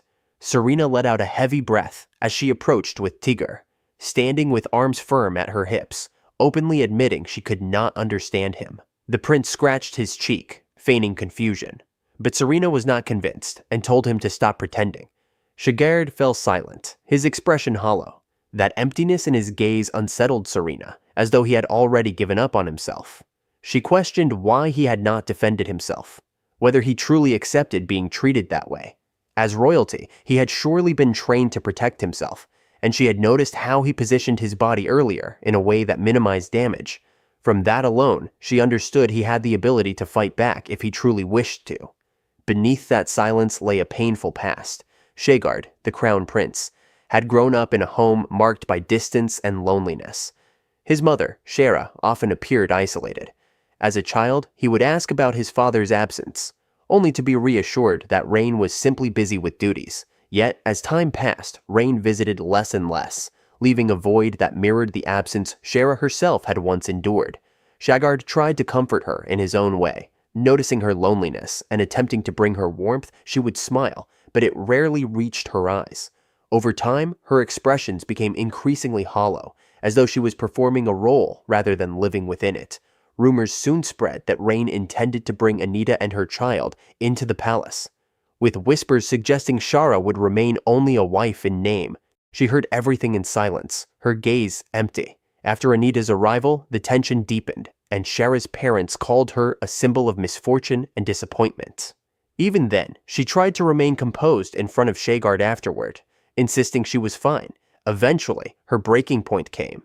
Locked in her room, she could no longer maintain the facade. 𝔸𝕟𝕤 tried once more to comfort her, but she finally erupted, admitting she was not okay at all. She confessed her love for Reign and her efforts to endure everything, yet no one seemed to care about her suffering. Looking at her son with a distant expression, she said he had become part of the chain binding her to an unbearable fate. After apologizing for her inability to endure any longer and her desire to finally seek happiness, she left the room. 𝔸𝕟𝕤 remained behind, alone and silent, breaking down in tears as the realization settled over him. Returning to the present, Serena remarked that 𝔸𝕟𝕤 actually possessed considerable strength. He dismissed it, saying he would not even stand a chance against her. While it was true he lacked practical combat experience, he was still clearly stronger than Ismail. However, 𝔸𝕟𝕤 questioned what he would gain from defeating his half-brother, as it would only complicate matters further. Serena argued that it was the rightful action for the crown prince, but 𝔸𝕟𝕤 refused, stating that someone abandoned by his own mother had no right to sit on the throne. Frustration rose within Serena, as she questioned whether that was truly the reason behind his apathy. He seemed to see no value in himself at all, not even in his own survival. What made it worse was that he had everything needed to survive, yet could not live without love, making her mad. She then asked, almost sharply, whether he truly hated his own mother. 𝔸𝕟𝕤 admitted that he simply did not understand why his mother had not taken him with her. Serena immediately cut him off, pressing the consequences with sharp clarity. If 𝔸𝕟 had chosen to do something like that for him, it would not end in a simple escape. The royal family would never remain silent if the crown prince was removed from the line of succession. If things went wrong and the truth was exposed, his mother would be executed. Even if 𝔸𝕟𝕤 and 𝔸𝕟 managed to flee, they would end up living as fugitives among commoners, and raising a child alone under such conditions would be an unbearable struggle. Serena fixed him with a piercing gaze and pushed further, questioning whether he truly believed his mother would willingly choose a future like that for his sake. 𝔸𝕟𝕤 reacted with shock and anger, immediately denying it. He did not want that outcome at all. Serena seemed mildly satisfied, as though she had finally broken through his hollow expression. She then asked what he intended to do for his mother instead. At that time, he had been nothing more than a child, incapable of working or surviving on his own. Would he have chosen to beg or simply do nothing at all? From her perspective, 𝔸𝕟's decision had not been entirely wrong. Because of that, 𝔸𝕟𝕤 needed to make his own choice as well, whether to remain silent or searching for her mother and judge her later for abandoning him. Serena emphasized that deciding the fate of others was a privilege reserved for the strong. Standing firm, as she challenged whether he still intended to remain weak, 𝔸𝕟𝕤's mind drifted back through painful memories. He remembered being constantly bullied and mistreated by Anita, who mocked him and treated him harshly whenever King Razin was absent from the palace. The twins, as children of a concubine, were still accepted within the royal household, yet he was treated as the rumored result of an affair. The rumors only strengthened Anita's cruelty, and no one ever stepped in to stop it. When the king was present, 𝔸𝕟 could not bring himself to report anything to his grandfather. Weighed down by shame and confusion about his own origins, he began doubting both himself and his mother, afraid to reveal any sign of weakness. Training sessions with 𝔻𝕝𝕦𝕐 became another source of suffering. What began as simple practice quickly turned into violence, as Ismail used sword training as an excuse to beat him, claiming it was meant to improve his skills. 𝔸𝕟 would cry out in pain, while Aisha laughed and cheered Ismail on. Even though kicking was forbidden in formal duels, what they were doing was not training at all. Only an outlet for frustration directed at him. This continued almost every day. Through all of it, he remembered his mother's words about wanting happiness, his own helplessness under repeated abuse, and the growing realization that everything depended on choices he had never been allowed to make. His thoughts wandered as he stared at the royal brooch in his hand. In truth, he had long stopped caring about what would happen to his mother. He had given up on controlling the situation entirely, even on confronting Thorin. Exhaustion had settled into him from constant abuse, daily insults, and the relentless cruelty from Aisha, who called him a useless orphan, and Ismail, who openly told him no one cared about him. Yet at the same time, he could not ignore the twins either. He understood that they too lived under constant hatred, shaped by Anita's fabricated affection and her ambition for status. They were trapped in expectations set by their parents, forced to chase the throne for their mother's wishes and endure life in a palace that despised them for their father's pride. In the end, they were also powerless, shaped and manipulated by adults, unable to resist the roles forced upon them. When viewed that way, even the twins were not truly strong. Serena, however, felt different in his mind, strange and unpredictable, yet undeniably seems powerful. He imagined someone like her would strike back without hesitation and destroy anything standing in her way. Gripping the royal pin tightly, 𝔸𝕟's expression hardened. If he continued to remain weak, nothing would ever change. In that moment, he finally began to understand what needed to be done. Meanwhile, Serena and Tigor continued their usual line of work. Assassins had been sent in waves, dozens of them dispatched by Rain, with the intent to eliminate 𝔸𝕟. It was difficult to comprehend, even knowing the crown prince was his own son. One of the attackers fell instantly under Tigor's hand. He asked why King Razin had not simply exiled Rain from the beginning. Serena replied that the king was incapable of taking such a direct step against his own child, while ending another with a clean slash across the neck, before dispatching a third with a precise shot from her firearm. She added, according to Rick's theory, there had been a different intention behind the decision. Instead of removing Rain and risking him becoming a greater threat elsewhere, the king preferred to let him continue unchecked, expecting him to eventually collapse under his own stupidity. Tigor reacted with visible annoyance, adding that because of such complications, Rick had already forced them to eliminate nearly half the underworld presence of Reinberg. Serena admitted she preferred not to turn Rick into an enemy, though striking him occasionally did not seem like a problem. The situation itself was exhausting. Serena and Tigor were constantly forced to deal with assassins arriving day and night, all while still fulfilling their roles as guides for 𝔸𝕟 and the twins. The workload never seemed to stop. Tigor then shifted the topic to the prototype weapon Rick had recently improved for Serena. Through constant feedback, the design had evolved significantly. The pistol was now compact, lightweight, and easy to conceal. 2 enchanted magic stones were embedded within it. One silenced the gun completely, erasing the sound of each shot, while the other enabled telekinetic manipulation, extending its utility to the ammunition pouch as well.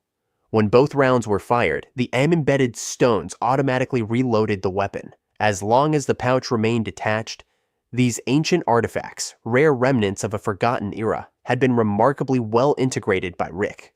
Xiya, for her part, also used a similar magic stone to alter her voice during disguises. With this weapon, Serena finally had a reliable mid-range option, allowing her to eliminate multiple targets in quick succession. In her previous life, she had primarily been assigned individual targets. She had since realized that bodyguards often ended up killing far more people than assassins ever did. That thought sparked a fleeting curiosity about the knight who had once killed her.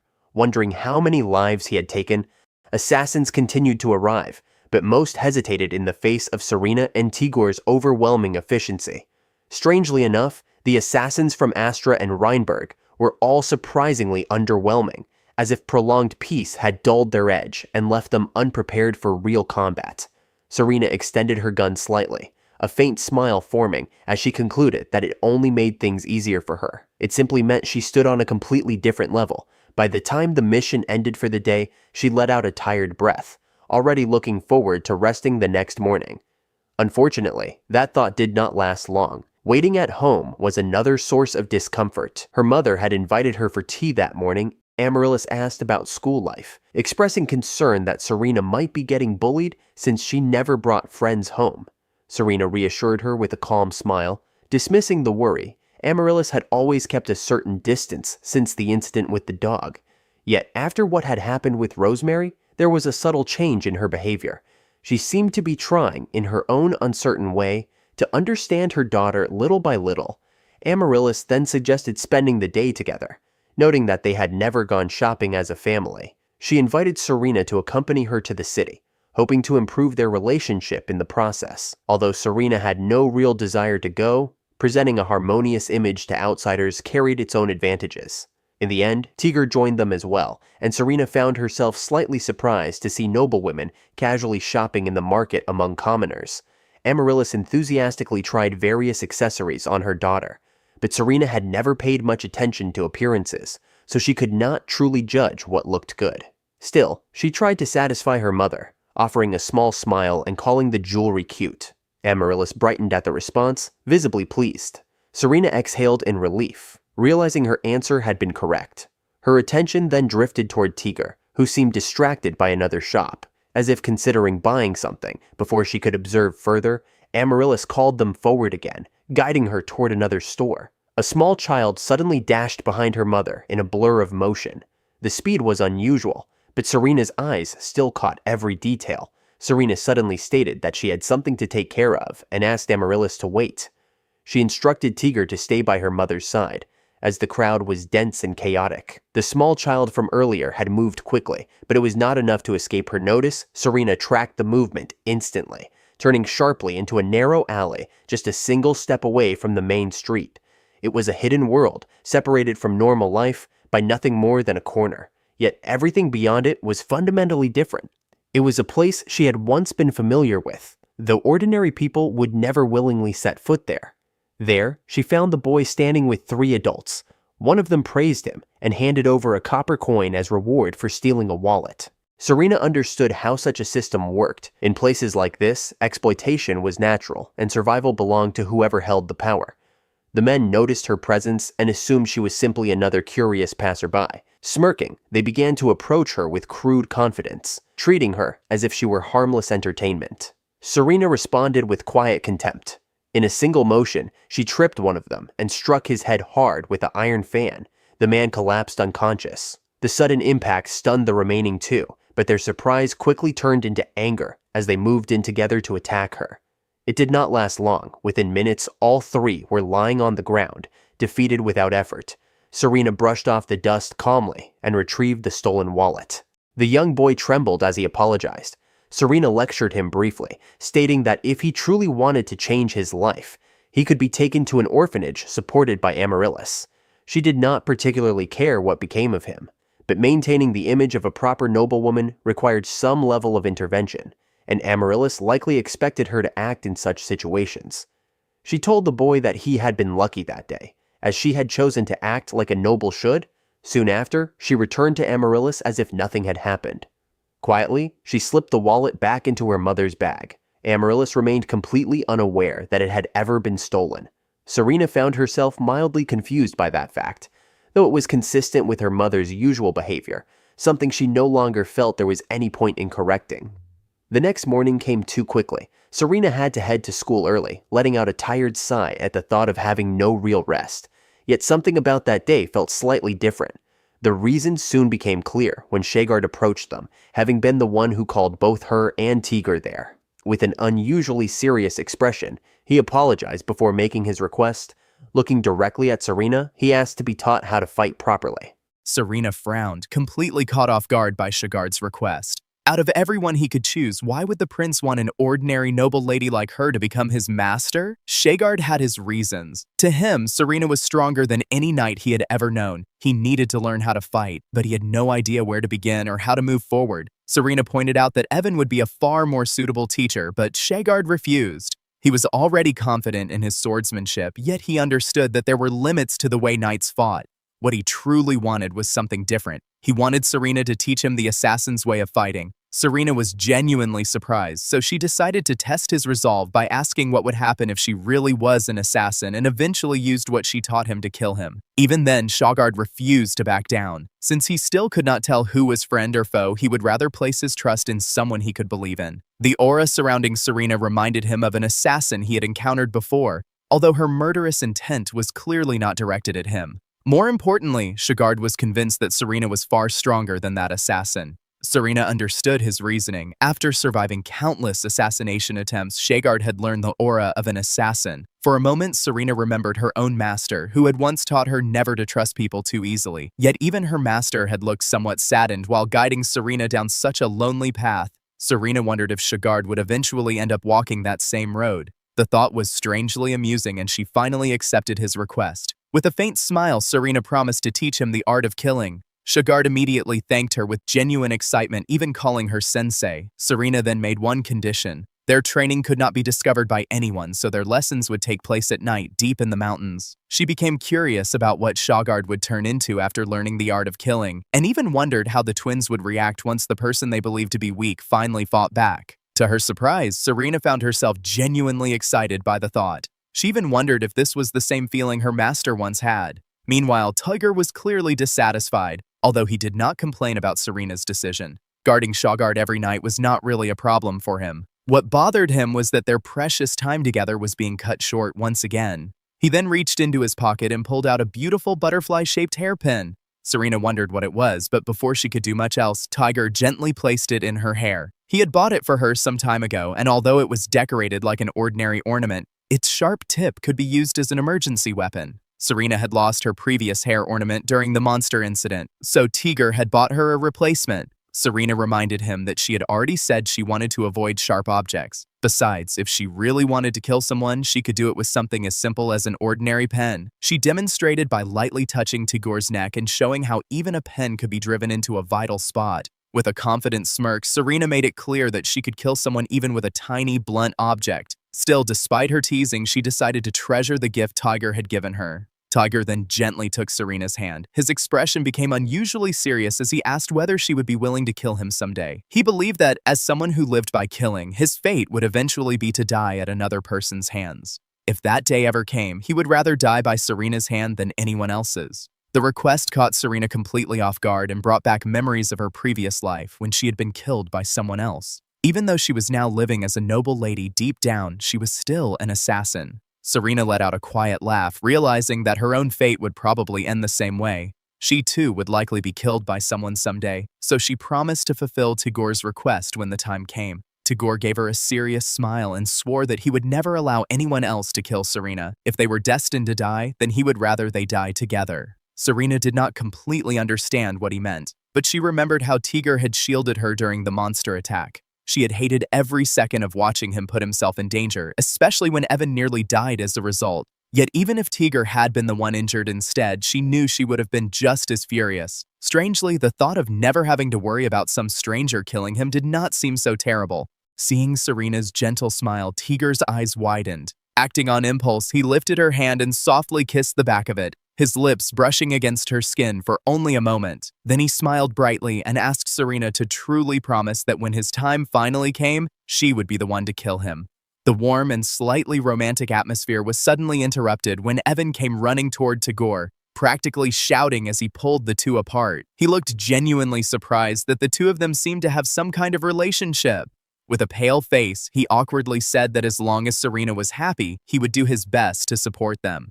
Serena immediately wondered if Evan had overheard her conversation with 𝔸𝕟𝕠𝕠. If he knew the truth about her identity as an assassin, did that mean she would have to kill him? But before she could dwell on it, 𝔸𝕟 let out a quiet laugh and casually pointed out that he had not kissed Lady Serena. Evan had simply misunderstood what he saw from behind. 𝔸𝕟 then teased him further, saying that even if the two of them ever kissed, they certainly would not do it in public. Evan's face turned red with embarrassment and irritation, while 𝔸𝕟 was clearly enjoying every second of teasing him. To Serena, it was strangely amusing to see the two men getting along so well. That night, Serena met 𝔸𝕟 and asked if he was really fine with not being treated like a prince during their training. 𝔸𝕟 agreed without hesitation. Serena then explained that before anything else, he would spar with 𝔸𝕟 so she could assess his abilities. 𝔸𝕟 took up an ordinary longsword, while 𝔸𝕟 wielded two short daggers. The prince announced his attack and charged forward, but his strike missed almost immediately. 𝔸𝕟 did not even need to move his feet to evade him. Serena watched in silence, realizing that knights were all more or less the same. They loudly declared their names, charged straight ahead, and fought without relying on tricks, following the ideals of chivalry. The knight who had killed Serena in her previous life had been different. Perhaps it was because he had crossed the boundary between life and death too many times to fight like an ordinary knight. Suddenly, Serena stepped into the spar herself. Appearing behind 𝔸𝕟, she pulled out her iron fan and struck the side of his head with frightening speed, sending him stumbling. 𝔸𝕟 immediately followed with a powerful kick from the front, knocking the prince to the ground. Serena reminded 𝔸𝕟 that focusing on a single opponent was a mistake because enemies could attack in groups. Assassins did not fight with the predictable style of knights. They did not rely solely on their swords. They stayed aware of everything around them, constantly sharpening their senses and watching for the smallest opening. Serena then glanced toward 𝔸𝕟 and ordered him to continue. She had specifically instructed him to keep targeting 𝔸𝕟's vital points. 𝔸𝕟 knew that neither of them intended to actually kill him, yet his body still stiffened from fear. Serena shouted at him to overcome it. Fear was not something that could simply disappear overnight, but 𝔸𝕟's killing intent was completely real. He had been ordered to go easy on the prince, yet for some reason he still showed absolutely no mercy. The training did not last long before 𝔸𝕟 could barely remain standing. Serena reminded him that in a real battle, the moment he dropped his sword would be the moment he died. With that, she firmly declared that they would train again at the same time the following night. To Serena's surprise, 𝔸𝕟 actually returned. After seeing how brutal the previous training had been, she had expected him to give up, but the prince remained determined to become stronger. As 𝔸𝕟 continued sparring with him, Serena constantly shouted corrections and criticized every mistake. 𝔸𝕟 was already struggling, yet he could tell that 𝔸𝕟 was still holding back. His attacks were heavy and merciless, leaving almost no room for 𝔸𝕟 to think, while the sheer killing intent behind every movement made the prince genuinely afraid. 𝔸𝕟 finally wondered if he had done something to make 𝔸𝕟 dislike him. 𝔸𝕟 simply smiled politely and explained that he hated anyone who approached Serena, meaning the prince was not being targeted personally. Without warning, 𝔸𝕟 suddenly lunged forward with a powerful slash. 𝔸𝕟 was stunned by the sharp, cold movement. Yet behind 𝔸𝕟's crimson eyes burned an intense passion. Just like Serena, he clearly was not suited to being an ordinary servant. 𝔸𝕟 realized that both Serena and 𝔸𝕟 were far more interesting than he had initially imagined.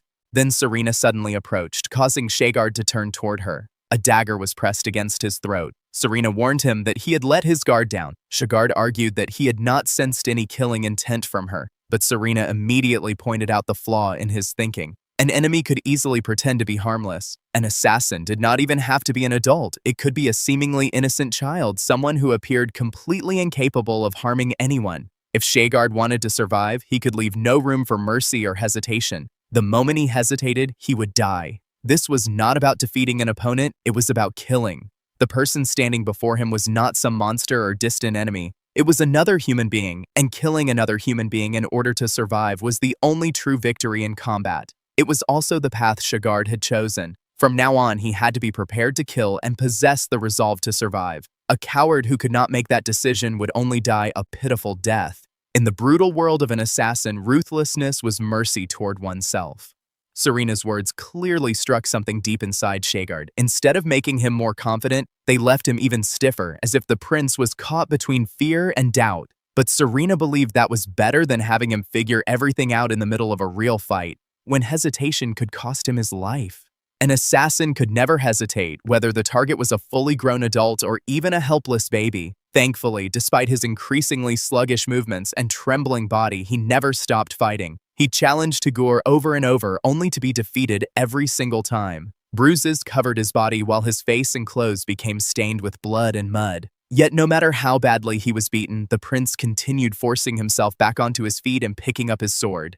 A few days later, Serena decided it was time to move on to the next stage. She ordered 𝔸𝕟 to put on a blindfold and descend the mountain while completely unable to see. Confused by the strange assignment, 𝔸𝕟 wondered what kind of training this was supposed to be. Serena explained that hiding one's presence was only the most basic skill of an assassin, and so far 𝔸𝕟 had only been targeted by third-rate assassins. If a truly skilled assassin ever came after him, he would have no chance of surviving. This training was designed to improve his physical strength, concentration, and awareness at the same time. Serena and 𝔸𝕟 would follow him from a distance while completely concealing their presence, only revealing themselves if 𝔸𝕟 encountered a genuine life-or-death situation. The moment 𝔸𝕟 took his first step, he tripped over a rock and crashed to the ground. Losing his vision was an enormous strain. Even a simple path could suddenly become terrifying when every step had to be taken without knowing what was ahead. 𝔸𝕟 was already exhausted, but in a real battle, exhaustion would never be an excuse to rest. No matter how tired he became, he had to keep sharpening his senses and remain ready to react to an attack at any moment.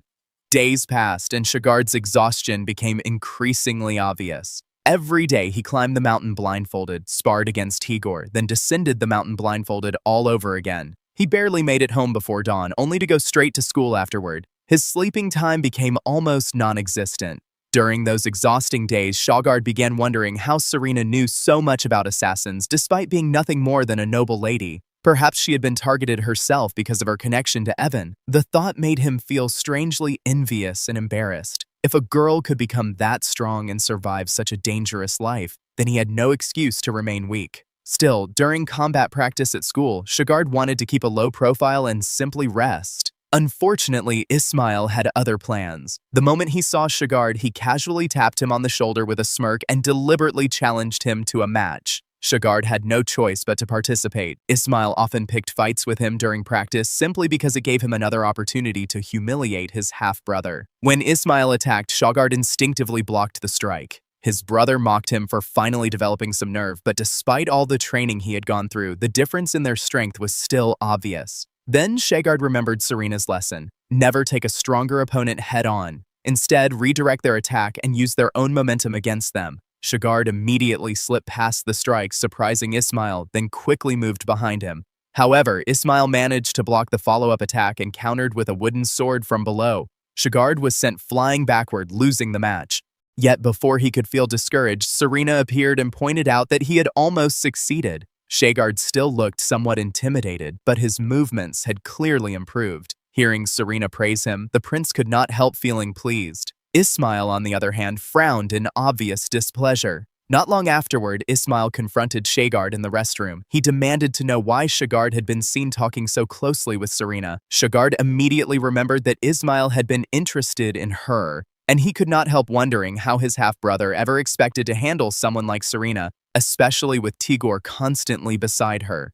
𝔸𝕝𝕦 insisted that Serena was simply too kind and was only pitying 𝔸𝕟. But the moment 𝔸𝕟 heard the word kind, he actually laughed. He pointed out that 𝔸𝕝𝕦 barely knew Serena at all, yet was already speaking as if the two of them were close. Furious, 𝔸𝕝𝕦 punched him in the face. 𝔸𝕟 deliberately took the first hit, but when 𝔸𝕝𝕦 tried to strike him again, the prince caught his fist. His expression had completely changed. 𝔸𝕟 compared to what he endured from his training, 𝔸𝕝𝕦's punch barely hurt. 𝔸𝕟 then stood up and coldly warned 𝔸𝕝𝕦 to know his place. Hurting a member of the royal family could result in his execution. 𝔸𝕝𝕦 argued that their father would never allow that to happen, but 𝔸𝕟 calmly reminded him that Reign had no authority to overturn an execution once the law demanded it. 𝔸𝕝𝕦 shouted that Reign was their father too, but 𝔸𝕟's expression hardened. He had no reason to care about someone who had defied the king and lost his right to inherit. In 𝔸𝕟's mind, his father had abandoned him first, so he had already decided to discard him in return. And unlike what 𝔸𝕝𝕦 believed, Serena had never pitied him. 𝔸𝕝𝕦 was stunned by how fearless 𝔸𝕟𝕠 had suddenly become, especially when the prince casually referred to Serena by her first name. 𝔸𝕟𝕠 simply explained that he was allowed to do so because of his own position. Unlike 𝔸𝕝𝕦, he actually had the status to call her that. When 𝔸𝕟𝕠 stepped out of the restroom, 𝔸𝕠𝕠 was already waiting for him. His killing intent immediately surfaced after hearing 𝔸𝕟𝕠 claim that he was closer to Serena than 𝔸𝕝𝕦, but the prince quickly clarified that it had only been a figure of speech.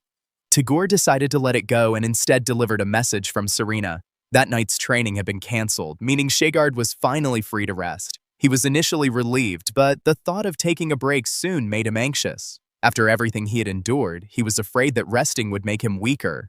Worse, he suddenly felt strangely lonely at the thought of not seeing Serena that night. 𝔸𝕠𝕠 immediately became suspicious, but 𝔸𝕟𝕠 wisely kept his mouth shut rather than risk saying something that could cost him his life. Later that night, the prince found himself unable to sleep. His body had already become accustomed to staying alert at that hour because it was normally when his training began. Then he sensed multiple presences around him. Several assassins had appeared, apparently choosing the exact night his training was cancelled to strike. Fortunately, 𝔸𝕟𝕠 already had his sword with him.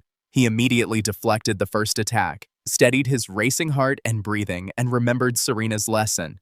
Many assassins were not skilled at fighting head-on. The moment he forced them into a direct battle, he had already won half the fight. He simply needed to finish them quickly before the situation could turn against him. 𝔸𝕟𝕠 managed to do exactly that, defeating 3 assassins.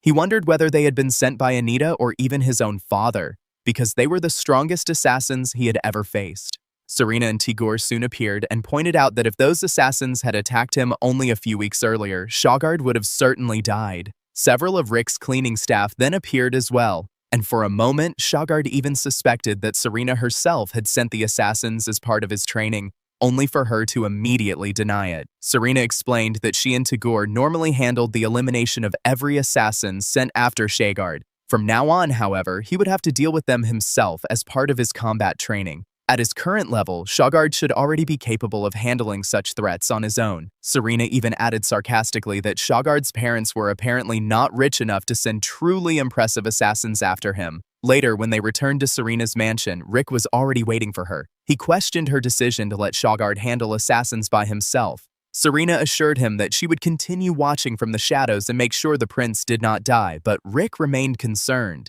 Serena simply responded that no one could live forever, so ultimately, it made little difference when or where someone died. If 𝔸𝕟𝕠 were killed by such weak assassins, then perhaps he simply was not worthy of becoming king. Deep down, Serena understood that protecting 𝔸𝕟𝕠 was still her highest priority. The king was probably struggling to determine how far he could trust her with that responsibility. Rick could only warn her that if someone died at the wrong time and in the wrong place, the amount of trouble he would have to deal with afterward would increase dramatically. He also asked Serena to keep 𝔸𝕟𝕠's training within reasonable limits before leaving. Sometime later, Serena had changed into her pajamas while 𝔸𝕠𝕠 took care of her. She found herself thinking about 𝔸𝕠𝕠, her very first disciple, and realized that watching her student grow brought her far more joy than she had ever expected. 𝔸𝕠𝕠 noticed how much Serena seemed to be enjoying herself and admitted that seeing her happy made him happy as well. Serena had not even realized how many emotions she had been experiencing lately. Before her reincarnation, she would have dismissed someone like 𝔸𝕠𝕠 as a weakling. She would never have picked someone up simply to save them because survival had always been her only priority. Now, however, her current self had enough freedom to act on a whim. The situation with 𝔸𝕟𝕠 was no different. The old Serena would have scoffed at such a request without a second thought. She smiled faintly as she realized just how much she had changed. The following day at school, 𝔸𝕝𝕦 approached Serena first. She responded politely but deliberately avoided calling him by his first name to prevent any strange rumors from spreading. 𝔸𝕝𝕦 had already been flirting with numerous young ladies, but most of the high-ranking nobles he pursued were either engaged or already on Evan's list of potential fiancés, so his plans did not seem to be going very well. 𝔸𝕝𝕦 then asked why Serena had recently become so close to 𝔸𝕟𝕠. Serena explained that their social standings were relatively close, making it easier for them to open up to one another. With a sarcastic smile, she added that with Prince 𝔸𝕟𝕠, there would be no ridiculous rumors about someone of his status becoming her kept man. Serena deliberately glanced at 𝔸𝕝𝕦, curious to see how he would react to being dismissed so bluntly by a woman. She expected his pride to crumble, but instead 𝔸𝕝𝕦 simply blinked flirtatiously and said he would rather be her beast than a mere kept man. Serena and Tigor were both irritated by how absurdly resilient the man was. Evan suddenly appeared behind them and casually added that all men were beasts anyway. Evan then deliberately touched Serena's cheek and remarked that it was difficult to remain a gentleman around her. Serena and Tigor were both disgusted and sent another wave of chills down their spines. Serena quietly warned Evan not to join in with the performance. Before the situation could go any further, 𝔸𝕝𝕒 once again inserted herself between them and began teasing Evan. She moved closer, clearly wanting to spend more time with him, but the prince immediately backed away and did everything he could to avoid her. 𝔸𝕝𝕒 stubbornly insisted that she wanted to become closer to Evan, and Serena could not help laughing. She bluntly pointed out that it was impossible for 𝔸𝕝𝕒 to seriously believe they could become equals as friends because of the difference in their social status. 𝔸𝕝𝕒 needed to know her place. The only exception would be if Evan himself genuinely wanted to become her friend. Serena then added with a mocking smile that Evan had never actually said he wanted to be friends with her in the first place. The remark was brutally insulting to 𝔸𝕝𝕒. Unable to endure the embarrassment, 𝔸𝕝𝕒 grabbed Ismail and dragged him away. Evan could only slap his forehead, realizing that he had forgotten how wicked Serena could be with her words. Serena did not think she had gone too far. In her mind, it was better to crush 𝔸𝕝𝕒 and push her to make reckless move. High-ranking nobles like Serena and Evan were difficult people to flatter or manipulate, while 𝔸𝕟𝕠 had recently started becoming much bolder himself. 𝔸𝕝𝕒 must have been growing increasingly desperate. Serena almost pitied the twins for acting powerful without realizing how weak they truly were. To her, the weak were always destined to be weeded out by the strong. Evan suddenly asked whether Serena truly believed that. The question caught her off guard. Evan believed that if someone possessed the power to save another person, then they should use that power to do so. Serena still disagreed. Humans were greedy and foolish, and no one could possibly save everyone. More importantly, who had the right to decide who deserved to be saved? Was that decision supposed to belong to nobles? Serena found the idea unbearably arrogant. Evan sighed and admitted that saving people inevitably required making difficult choices, but that did not mean they had to abandon everyone else. He simply did not want their homeland to become a cruel country where the weak were discarded without a second thought. Serena scoffed at his idealism. Evan was simply too kind-hearted, something she knew she could never imitate. Tigger then quietly pointed out that he himself had already been saved by his lady. Serena turned toward him and immediately rejected the idea. She had never intended to save Tigor. She had simply remembered her old master, who always seemed filled with regret because he had never found another path besides becoming an assassin. Serena did not regret taking Tigger in, but she could not help questioning whether making him her servant and forcing him down the path of an assassin could truly be called salvation. If she called that salvation, then perhaps she would only be making the same arrogant judgment. Tigor knew Serena would never think of herself as someone who had saved him, but the only reason he was still alive today was because Serena had chosen him back then. With a gentle smile, he admitted that he was glad he had trusted her enough to choose her in return.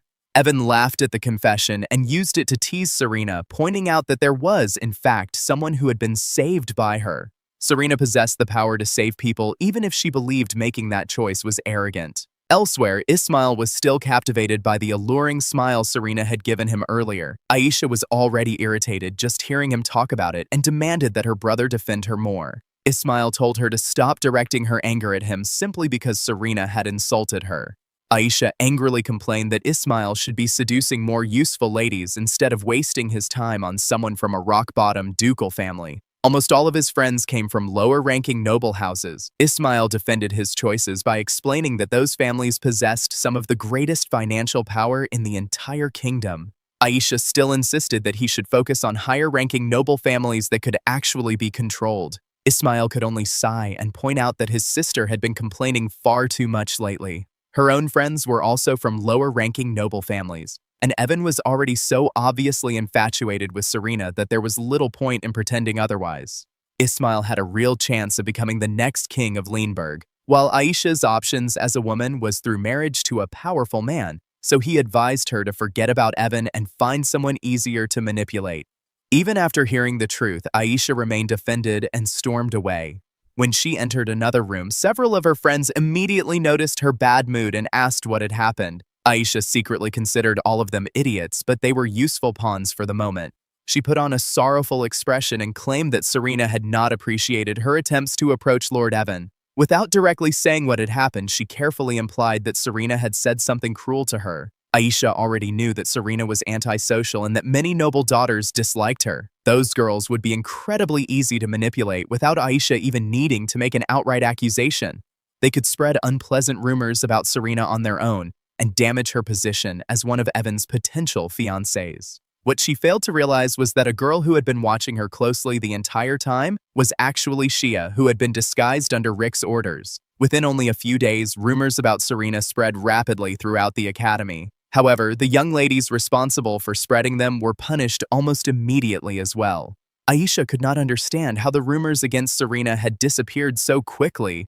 Worse, the whole situation seemed to have the opposite effect on Evan. Instead of distancing himself from Serena, he became even more worried about her and stayed closer than ever. Serena secretly whispered for him to stop pretending, but Evan continued playing his part. Behind the scenes, Rick had already dealt with everything. He found the whole situation amusing because the low-ranking nobles had spoken carelessly without considering what would happen afterward. Xiya had also successfully identified the young nobles who had assaulted Prince 𝔸𝕝𝕤. Attacking a prince from another country was not something they or their families could simply walk away from. Rick praised Xiya for her work and thanked her. The exchange program had turned out to be the perfect opportunity to identify dangerous elements within Astra, and Xiya would need to remain undercover for a while longer to continue investigating. That was actually one of the reasons the King of Astra had accepted the exchange students in the first place. By earning a favor from Reinberg, he could also use the opportunity to clean up problems within his own country. But that responsibility belonged to Rick and Xiya. Serena and the others needed to remain focused on the twins. There was not much time left either. At this point, it would not be surprising if the twins eventually resorted to more forceful methods. That night, during 𝔸𝕝𝕤's training, Serena informed him about an upcoming swordsmanship tournament. It was an academy event with voluntary participation. Although most nobles who entered were still defeated by serious knight candidates. The upper ranks of the Knight Order would be present to watch, and talented participants were sometimes recruited directly into the order. In Astra, knights held an extremely prestigious position. Even among children from high-ranking noble families, quite a few joined the Knight Order before eventually inheriting their family estates. Serena explained that while 𝔸𝕝𝕤 was already learning how to deal with assassins, he also needed experience fighting knights. An assassin might be his enemy, but sometimes even the knights who were supposed to be his allies could turn their blades against him.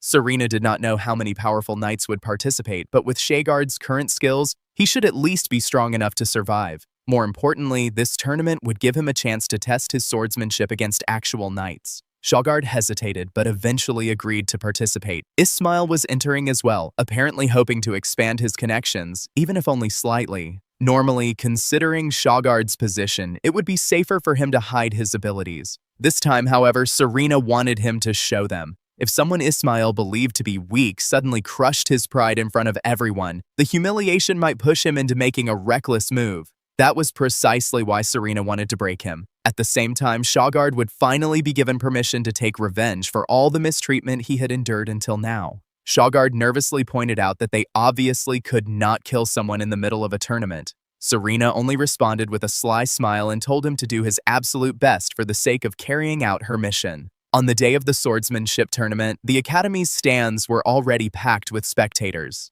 Serena sat alongside Tigor and Skarnet, watching the matches from above. Suddenly, Evan called out to her from the arena below and waved. Serena was not particularly surprised to see him participating as a royal representative. Skarnet, however, was completely fascinated by the prince. Evan had been personally trained by the captain of the Knight Order, and his skill had apparently been impressive enough to surprise even the captain himself.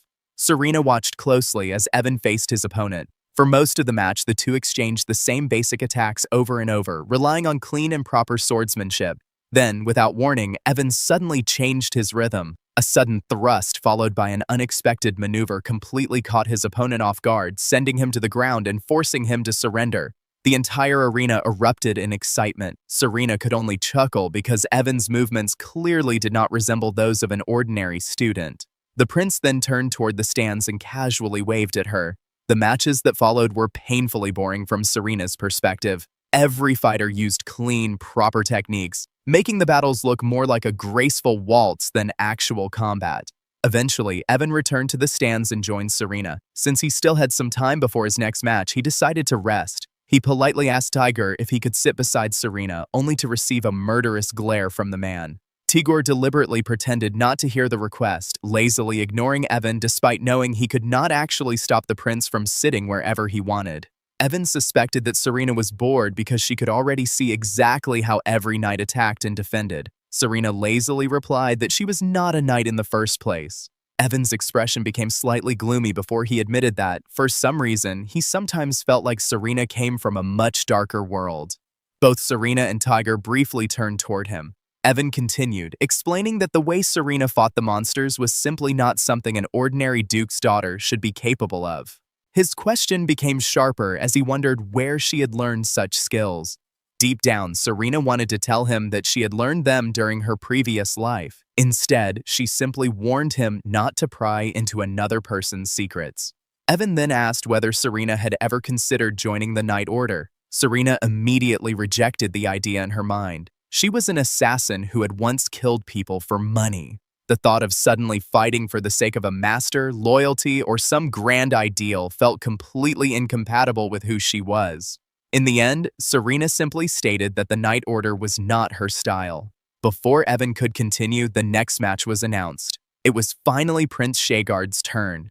Skarnet immediately looked surprised when he saw who his opponent was. Standing at the opposite end of the arena was Ismail. Serena gave a faint, satisfied smile. She had deliberately arranged things so the two would face each other. Skarnet looked worried, wondering whether 𝔸𝕝𝕠𝕠 could survive the match without suffering serious injuries. Serena only chuckled. If her very first disciple was defeated pathetically after everything she had taught him, she would not let him off so easily. She was genuinely eager to see exactly what 𝔸𝕝𝕠𝕠𝕠 had gained from his brutal training when he finally stood face to face with Ismail.